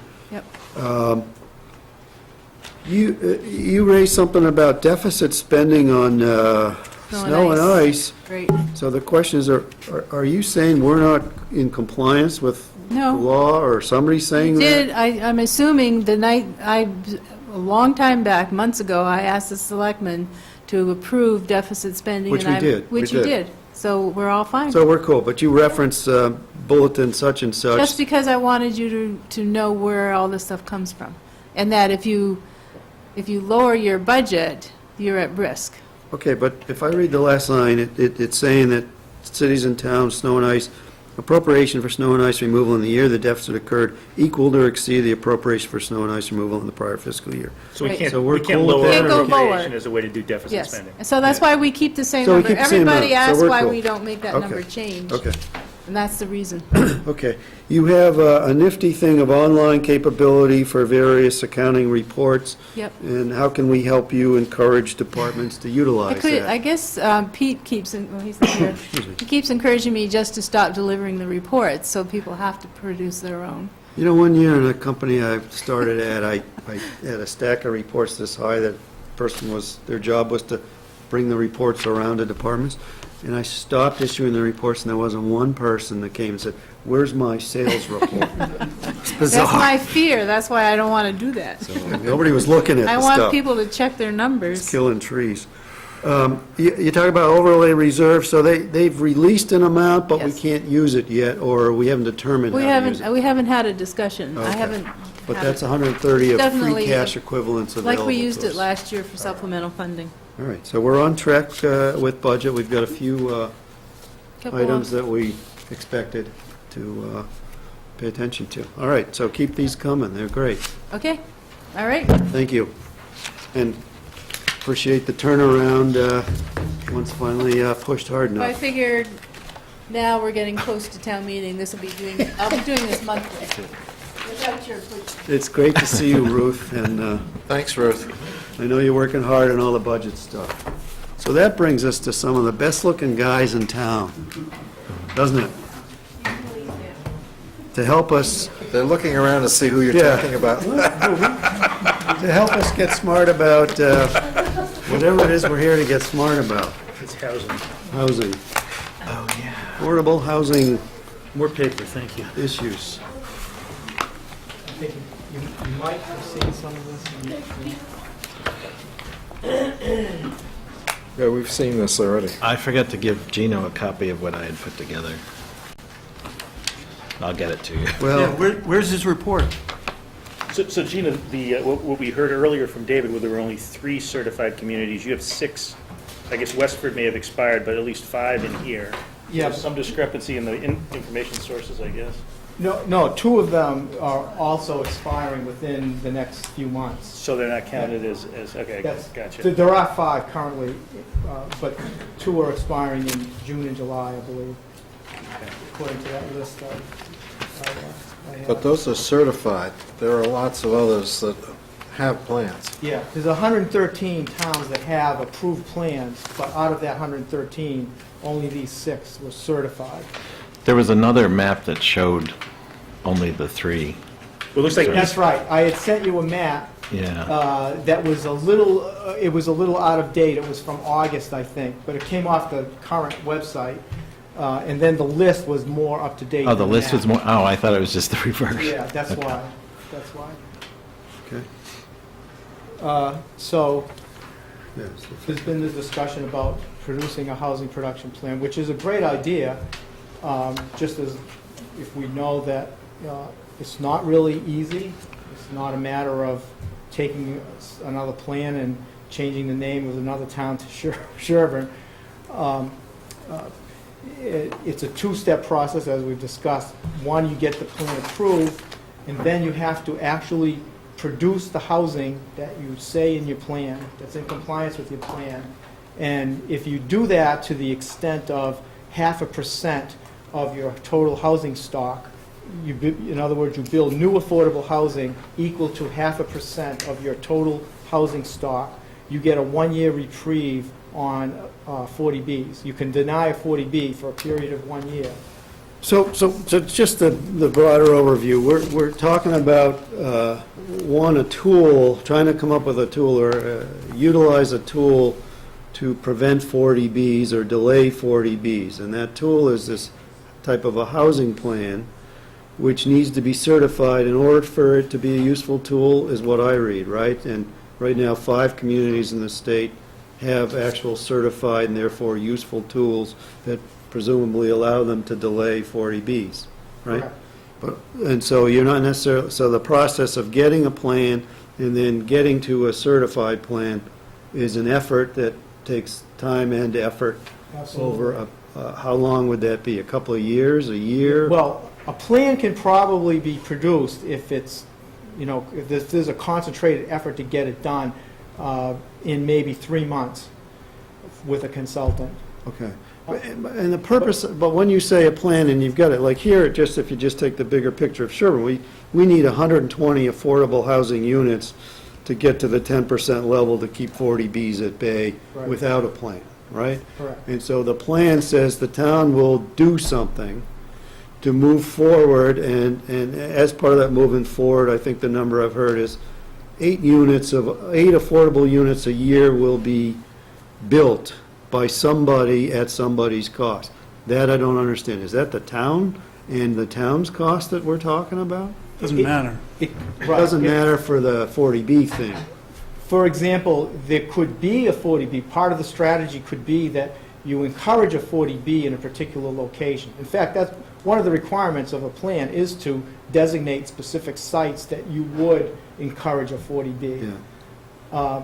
Or you could identify town land and issue an RFP to a developer to develop affordable housing. Maybe the land is free, and then because of that subsidy, he's able to produce affordable housing on it, maybe mixed in with some market housing. That's one option. Others are zoning changes that may be That enable denser built development and so forth. There's a range of strategies that can be part of a plan. Can I just go back over one thing that Peter said? I see a housing plan as being useful for 40B, but that isn't the only purpose behind a housing plan. The housing plan is a way for the community to come to grips with this issue of providing housing, diverse housing, in the community. And you can put together a plan which, if other opportunities take place, kicks in and does give you benefits under 40B. But if you don't have that plan in place and that opportunity occurs, then you don't get the benefit of that plan. So, for example, I was looking at the number counts for Sherborn as to the number of affordable units. There's no count in there for Whitney Street at all. And there's no count in there for Abbey Road. And so let's say we have a plan that says we're going to do, we have all these plans for housing. If those projects come online and our housing stock is going They up, qualify for the 8 or whatever the number is. Well, they don't, because they previously were approved. Previously approved. Yeah. but I'm just using this as an example, Yeah. that if things kick in, we could maybe get a year or 2 years or so on, even if we ourselves did nothing, but because of the market or other events or private development and so on. Yeah, but to if be you clear, don't the two have- that you mentioned, Paul, would not count. It would have to be something new and different. Well, those will count to change our numbers. Determined cost. They change our numbers, but they don't stave off, they don't give us the control that the They housing don't give plan us is the looking the for. control, but again, the sentence I started off with was, the point of a housing plan is not just to give us control. That happens to be the icing on the cake. That gives you control if something happens. But there are good, sound planning reasons to have a housing plan. And one of them is that you can put yourself a little bit more in the driver's seat for long-term changes in your community rather than simply sitting back and reacting to things that are popping up all over the place that might be in not appropriate locations. A housing plan can designate, for example, I think we did in a prior plan or prior discussion, focused on the goal of having housing developments where people could walk to things and be closer to the downtown area, closer to amenities. So you spend time and energy to try and figure out what's right for the community rather than sitting back and saying, well, let's just the private market work and have these things pop up wherever they might pop up. So the point of a housing plan is more than just trying to get a year or 2 year reprieve on 40B. It's actually to put yourself more in a driver's seat. Well, part of why we have this on the agenda is we had a gentleman come in here who's a butter of the potential Pulte project, and he raised the issue of this type of a plan, something I'm not familiar with. I do sit between two gentlemen that deal with this stuff a lot more than I ever will, hopefully. And but also, you guys are very active in stuff like this, and included in stuff like this from 2004 is an affordable housing plan. And the funniest thing, I mean, I didn't read it in great detail, but one of the things that really struck me, just jumped out at me, is I was reading housing goals, which is, I'm sure, great pains were taken to articulate those housing goals. And they were well thought out at the time this was created. And it says, provide, and it's consistent with just what Paul described. Provide a variety of housing opportunities that serve all segments of the community. Blah, blah, blah, blah, blah. Broaden the range of housing types to offer affordable housing opportunities for all age groups. Encourage the construction of smaller, compact units suitable for the elderly. Encourage affordable housing for first-time buyers. Promote this cluster zoning to create high-density subdivisions. Consider allowing well-designed, higher-density housing within the town center, which is consistent with what Paul. Create incentives for duplexes and townhouses. Require that open space areas be set aside for residents of new development.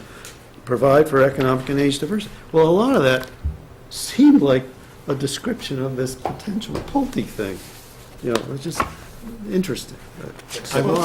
Except it's Except the out location is far, not town it's out center. far. That's right, I understand that. But let me make another point that comes from David Williams' report. Dave prepared this inch, I'm showing it sideways, a lot of stuff in here. And one of the things that's in here is a chart showing the migration in and out of Sherborn.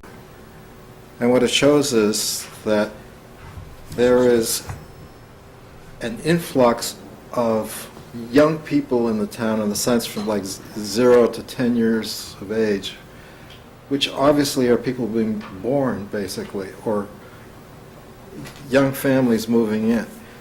Then there's this chart that shows that like people from 20 to 35, they move out of town. They're gone. And then there's the next segment of the chart is people from like 40. I don't have the chart in front of me, so the numbers may be inaccurate, but from like 40 to 50, you have all these people moving into town. Those are the primary people who move into town, and apparently they're coming in with kids and everything else. And then over 55, or whatever the number is, you have people moving out of town. So you have this sort of sawtooth chart that shows we have babies being born, we have people coming in who are making families, looking for good schools, and everybody else is leaving. The young people can't stay in this town, and in part it's because they can't afford to live here. And older people are leaving, in part because they can't afford to live here.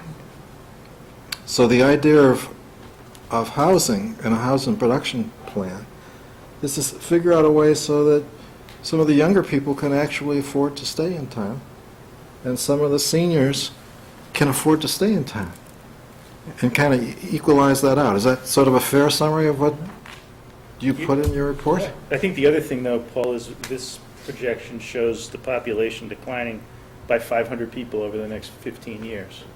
This MAPC projection, actually by a few hundred people in the next 6 years, if this is correct. So part of the housing planning is, do we already have the housing and we just need to do something to free it up so it can be converted into rental housing, or can be made into affordable for sale housings, more than one units, or... Well, I recall there's like two projections there. One is sort of the weak projection, the other one is, I think they call the strong projection. So Neither one of them is particularly strong for sure. one of them shows population increasing, and one shows the population is decreasing, is my recollection. But Dave is the one who put all this stuff together. Yeah, I have to look. Well, while we're looking, how can you make us smarter? I mean, I'm kind of a market kind of a guy as opposed to a subsidy guy.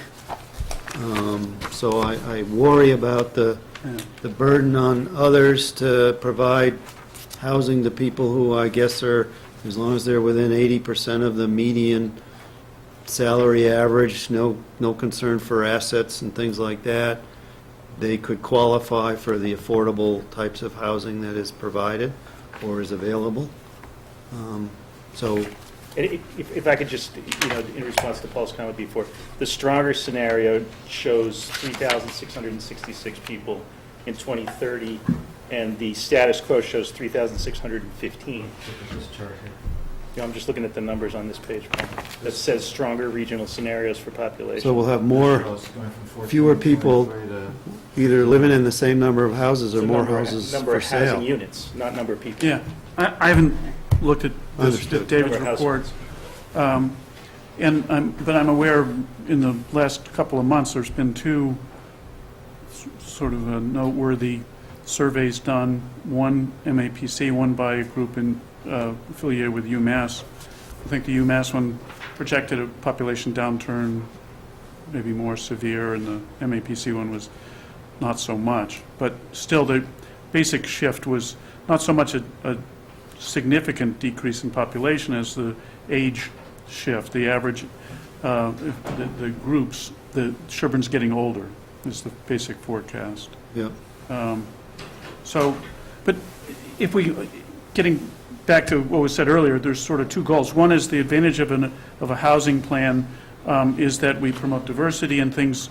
We discussed this at planning board last night and said the idea, the goals of an affordable housing plan, such as in the community development plan, are good to promote diversity, so that if somebody works in town, they could live in town and things like that. So that's a good goal. The other goal is to control the idea of having a plan to control potential development. Somebody sells some land and somebody wants to develop it with using the 40B approach, an application for that. Having the plan that Gino described, the housing development plan, is very, very specific. It's more than just a year or two. It's, if you really want to do this, you need to come up with a plan that specifies in detail the number of houses that are going to get built. It's either 7 or 8, depending on if they round up or down. And that goal says you got to do it. And if you do 1% in 1 year, you get a 2-year control or ability to negotiate an application. If you do 0.5%, you have 1 year, and if you do anything less, you don't have any. And so in the past, and in the community development plan, it talked about that type of program, and basically the town at the time, and I think probably now, think that having an aggressive plan like that is not for Sherborn. The number of houses that get built, if it's done by 40B, you get 25% as affordable, typically. And if that's if that's the case, your number's also moving up. So if you have if a development occurs and it's less than 10% or so, you're not gaining any ground on that number. So there's that. There are strategies to, and I think a neighbor of ours is doing that in a neighboring town, where enabling a rental property to be built. 25% is affordable rental, but all the rental units count. So that's a strategy. That's a good It's a good strategy if that's the goal. But understand that that's a different type of development, and there are strategies to try to accelerate that program. In the end, though, you got to execute every year. So for us to do that as a town, we have to identify the areas and things more than just say, it'd be nice if it was in the center, but we got to find the places and enable that to happen. Not having water and sewers, big handicap, and trying to make that happen. The idea of densifying our town center, mixed use, is something we've talked about in the past, so that you can have commercial, retail, and residential in a high-dense fashion in the center. Boy, we've played, as you know, we've talked about that. Been working very hard on all of those Well, we've talked about those possibilities, things yes. and tried to say, roughly, under these scenarios, with and without water and sewer, or that sort of thing.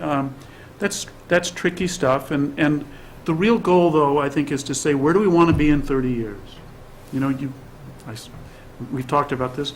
Where do we want to be in 30 years? That's the general plan. That's why we're doing the survey right now. We're still looking for volunteers to help us enter the data, by the way, next door tonight. But So you want us to come over there after we're done? I think we should wrap this up. Yeah, okay. Why Mike was leaving at some. He's skipping out on it. But in any case, so the real goal, the real way to talk about this stuff is kind of how you began it. Where do we want to be in 30 years and how do we get there? And clearly, we're entering the data on the survey, we haven't tabulated anything yet, but certainly everything we've said in the past and in our current general plan says, we've got great schools, we're an oasis, it's a Yeah. great place to live, Yeah. let's protect that. So if that's the 30-year goal, then how do you get there? And these are issues. We've got open space that can be developed. What are our strategies? Is it to develop an affordable housing plan and take control of 40B type things, or do we try to get development where it makes sense and try to conserve what's not? I mean, the Sherborn Rural Land Foundation purchased a beautiful piece of land last year, I think. Got some criticism for taking off the tax rolls, but it's conserved. There's conservation strategies that are being talked about with 61A and B that say they're really not conserved permanently, as you can come out of that category and there's penalties to pay and all that stuff. So when we say we've got too much conservation land and conservation, maybe not, depending on how you look at it. If there's some talk on the agricultural side to say if maybe we should take a look at that and say if it comes out of that, this is a long-term thought on the state law, not something Sherborn can control, that says if it comes out of that agricultural category, it's got to be sold at agricultural rates. You can't be, the property owner can't sell it if this strategy would happen at a development strategy price, and things like that. Those are long-term things, nothing that's going to.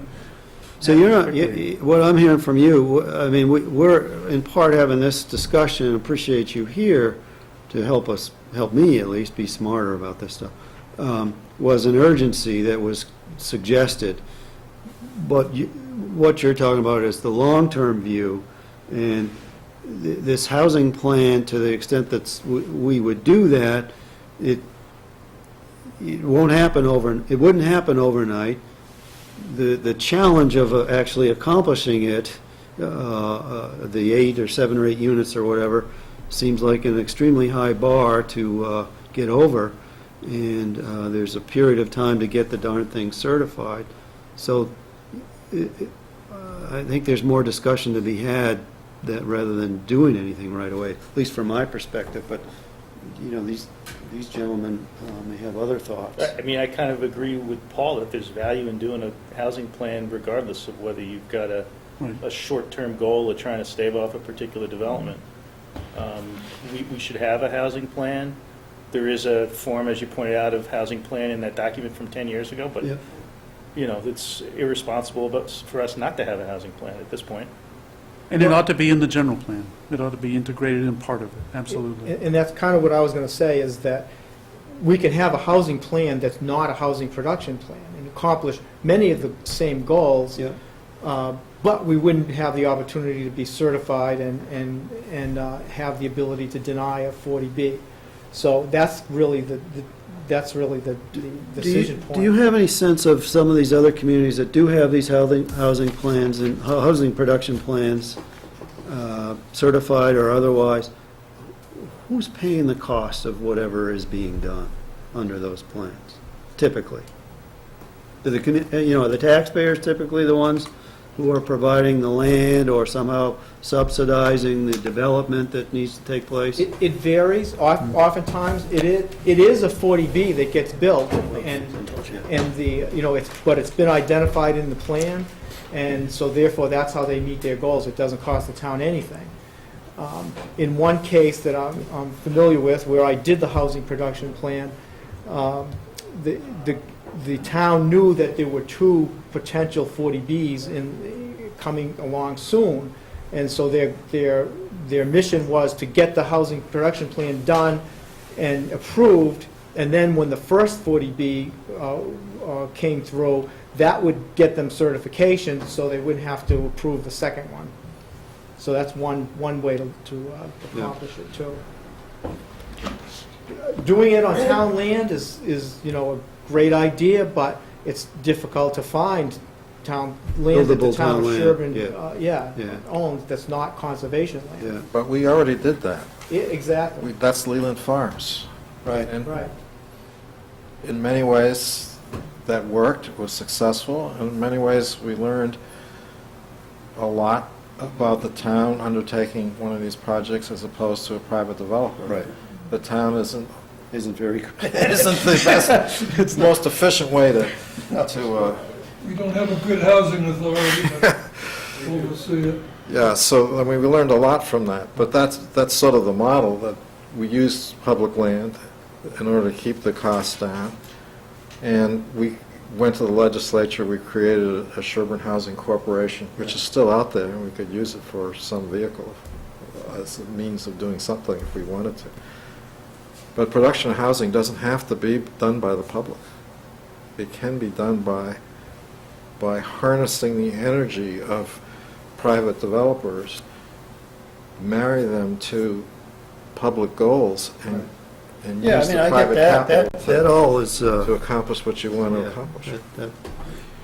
And you are doing the master plan, whatever it is, forgive me if I don't have the right name for that, it's the master plan or whatever you call it. The state calls it a master plan, Sherborn calls it a general plan. Okay, the general plan, and that's part of the general plan. You'll have some of these, you envision having many of these same housing goals incorporated in that, update, as reflected in this 2004 version, 10 years old, something updated with reflecting perhaps some of the surveys and so forth, which is not to say that's this housing plan we're talking about here, but it could be the basis from which to move. So I don't even, so I think we've gotten some better understanding. I don't know if what the next steps might be, if you have any suggestions on that. Well, because of the work that I do elsewhere, I'm very much in favor of housing production plans, because I think it's a tool that you have in your armor. If you don't use it, you don't use it. If you use it, as I say, sometimes, like Gina had said, you know that if 2 40Bs are coming, you can play one off against the other, get some credit, get a few years. Yeah. So there are opportunities that come up that we don't know about as we are sitting here today. But if you don't have that arrow in your quiver, or that tool in the toolbox, then you miss an opportunity. If you have it, then maybe you can use it to control something, or maybe not. And so how would we create one? It would require a consultant of some sort here, or how would we go about that? Yeah, I mean, Gino has more experience on them, doing them himself, but that's the thing is that for Gino and I as staff is like, what's the timeline to get something done? Because some people feel that we are under the gun and it's got to be done right now. Right. But I believe it's too late for this development. Right. Because you're not going to have the stuff in the ground. You're not going to, the time that it's going to take to develop the plan, go to the state, get it certified. But we could mostly do it internally, is what you're saying? Well, that's going to be a long time. Yeah, it would, certainly can do it internally, but it's a very time-consuming. No, I understand that, and appreciate that fact. Maybe a committee could help. But versus the alternative is you hire somebody, like, it looks like we hired somebody to help do whatever we did back here. But that's a cost that we haven't identified in anything we're Right. talking about for fiscal 15. There may be some MAPC money for this. I think early on, I had thought of just having a town administrators task force of Yeah, Gino and Yvonne as the assessor, and some people involved in taxation and land use, and then see what we could start with. But so how about you guys come back with some thoughts on how to proceed on a housing production plan But creation? I mean, Yeah. the community development plan was a state-funded project. Yeah, The 2004 one was. this thing, yeah. I just pointing out that it can't be pulled together under the gun. No, and we wouldn't want to do that because we want to do it right, right? Yeah, we want to do it right. Right. We don't want to just do something for the sake of doing it. We want to Right. Yeah. do it right, and it should be meaningful. Right.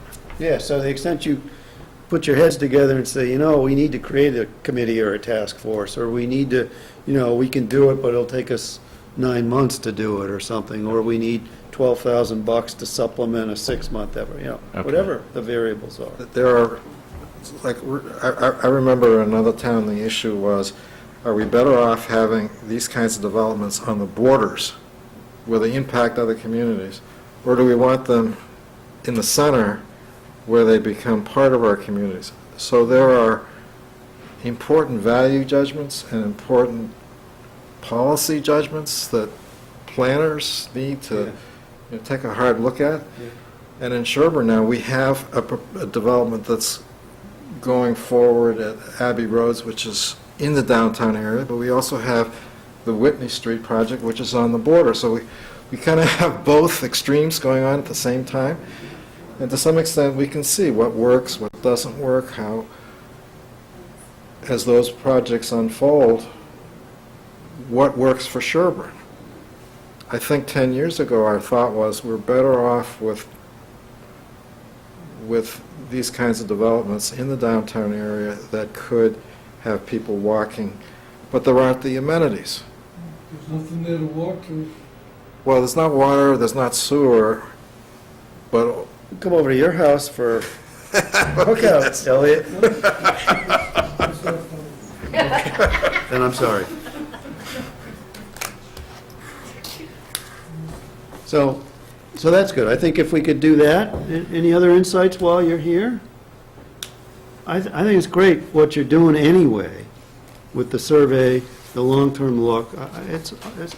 And the way you're approaching it, I think because that really, These are big the issues. big question is how do we get to 30-year goal? Yeah, yeah. Yes, sir, Elliot. You're trying to get affordable housing. No town water, no town sewerage. How are you gonna build an affordable house in Sherborn? And you gotta put in your own septic system and your own water supply. So, you just can't build an affordable house in Sherborn. Also, there's no public transportation in Sherborn. Absolute zero. Yeah. And so these people that want to live in affordable housing, they can't come home, or they can't get away from home. They're stuck. And I deliver auto parts around Wellesley, Natick, Framingham, and I'm constantly dodging these little Metro West buses. Yep. In fact, I deliver auto parts to their depot on Waverly Street in Framingham. And you can get on one of those buses, and I guess you can connect from, Riverside, I believe, all the way to Marlboro, Yeah. all the way up to Hopkinton, I guess. And here in Sherborn, we sit here, and there's nothing. So you're saying you want everything in the downtown area. If you put it over next to the Ashland, Framingham, Natick line, these people can walk to all this lovely transportation, not to mention the railroad and Amtrak to Framingham. But these are just some thoughts while you're dreaming. Just remember, I think you're barking at the moon unless we can get town water, town sewage, and public transportation. Fortunately, we have some of the brightest people and best-looking people on that task, I thought. Yes, sir. I think I understood that you have to identify sites, and that could take forever. I mean, look, we've got one site that's 90 acres, and people are tearing their hair out, and you know, I could think of a site up on Western Avenue and Washington Street that, but you can't walk from there. There's no amenities there. And most people are going to fight you in Okay. terms of locating it. I mean, Well, why don't we there move were on? even people who All we gotta were do is- questioning the location of Leland Farms. Okay. And, I mean, there were no residences. You gotta go. All right. But, So we're going to take a recess here for 2 minutes, 3 minutes, 5 minutes. But, yeah, that's a Sorry. lot, that's a huge, Thank you very much. Thank you. Appreciate it. The Sherborn Housing Partnership had identified land. Places, yeah. Yeah. So, And involve town. when you come back, after you put your heads together, which you've probably already done, and also we can, further. That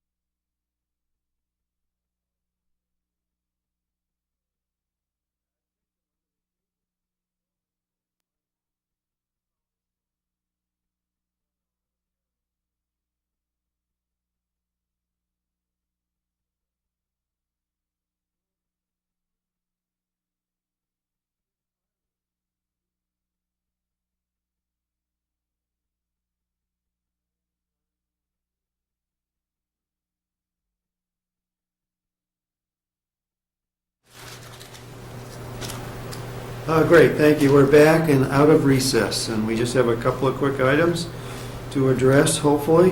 The next item on the agenda is the notice of intent 247 Washington Street, the town's right of first refusal.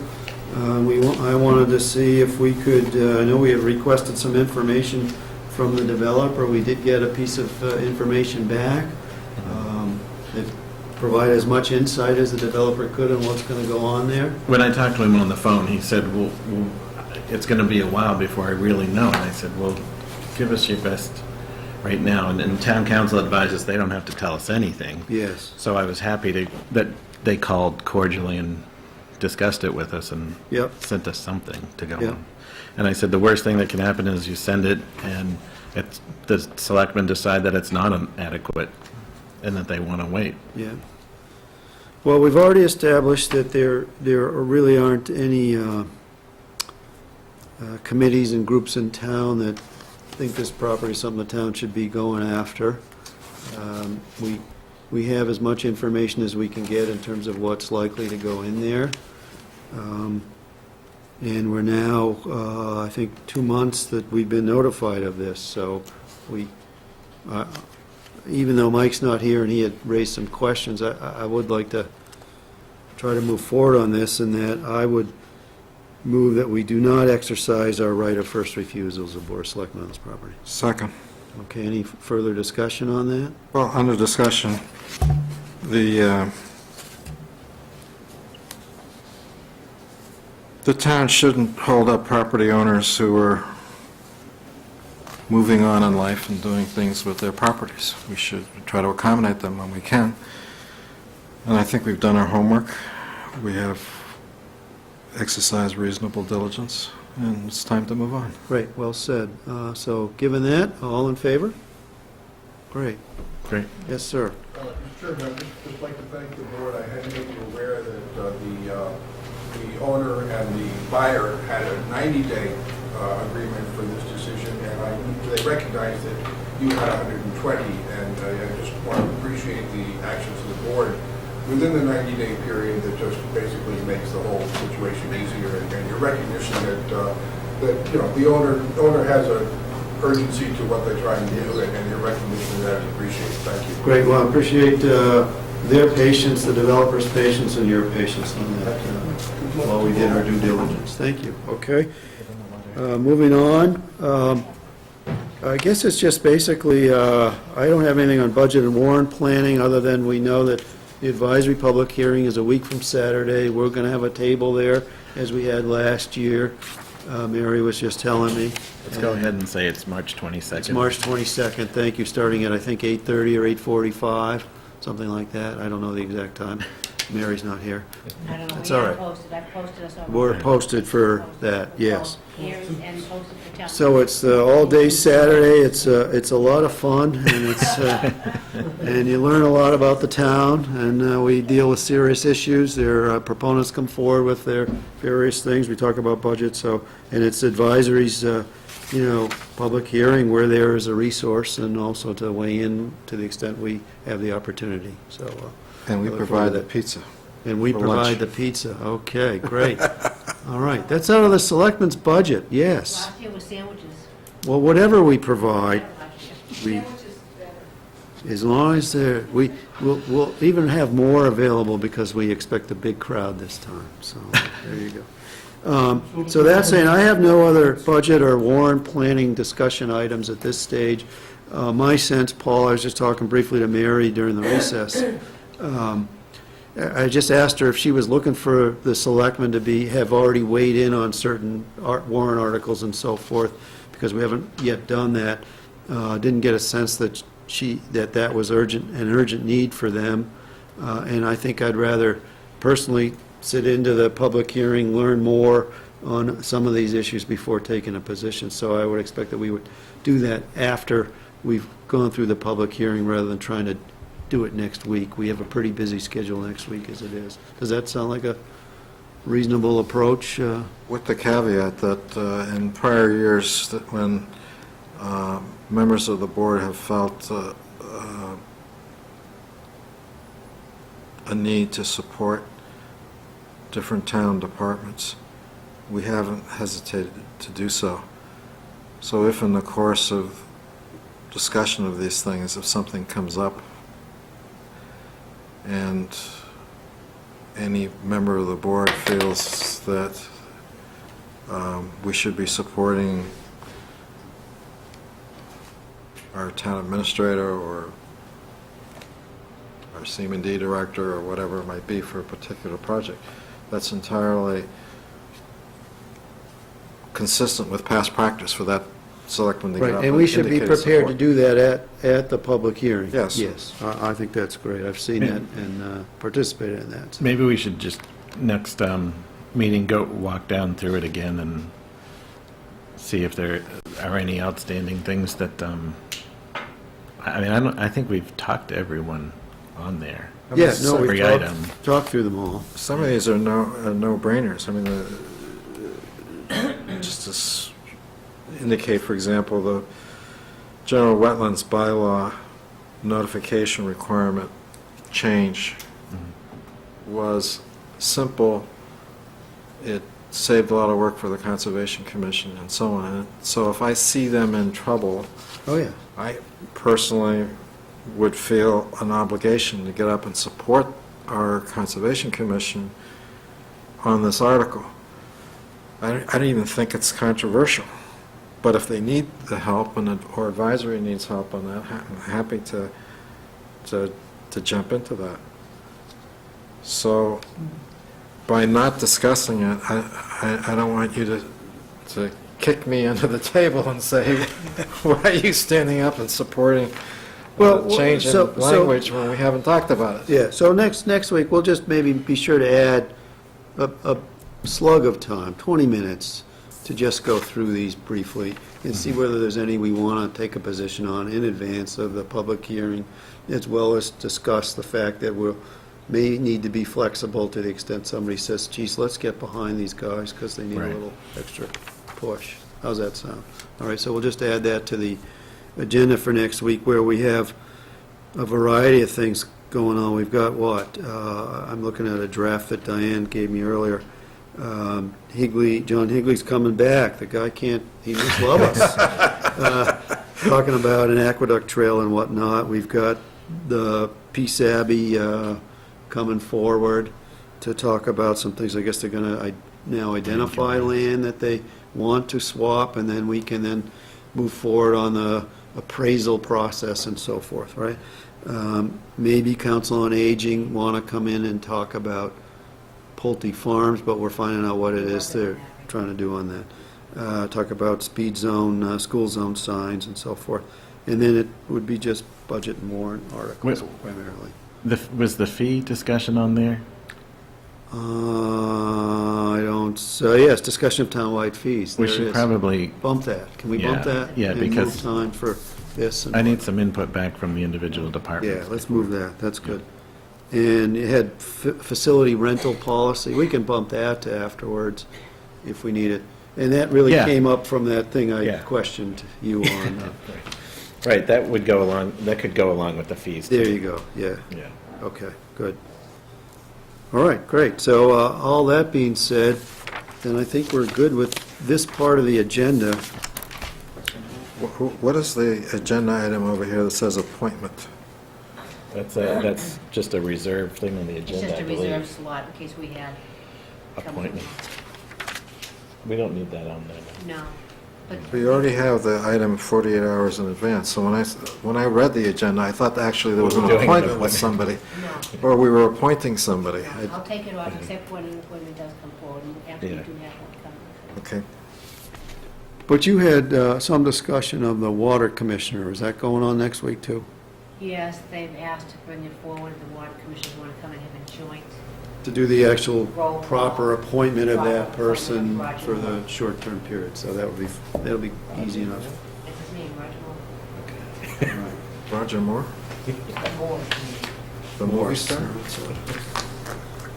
You know, when I dress in my suit, people ask me my name, I say Bond. Okay, so, All that being said, we're good to go. Then I move that the Board of Selectmen enter into an executive session to discuss strategy with respect to litigation where an open meeting may have a detrimental effect on the town's litigating position, and the chair so declares pursuant to general laws, Chapter 38, Section 21, Paragraph 3, with respect to the following cases. To discuss strategy with respect to pending litigation, Cannon et al. Versus the Town of Sherborn Zoning Board of Appeals et al. And Cannon et al. Versus the Town of Sherborn Planning Board et al. I need a second and a roll call vote. Second. Motion is seconded by Mr. Durensis. Having a second, we'll now have a roll call vote. Mr. Durensis? Aye. Mr. Caruso? Aye. Having passed by a vote of 2-0, the open session is now closed. Good night, and we are moving to executive session. Great. Nice.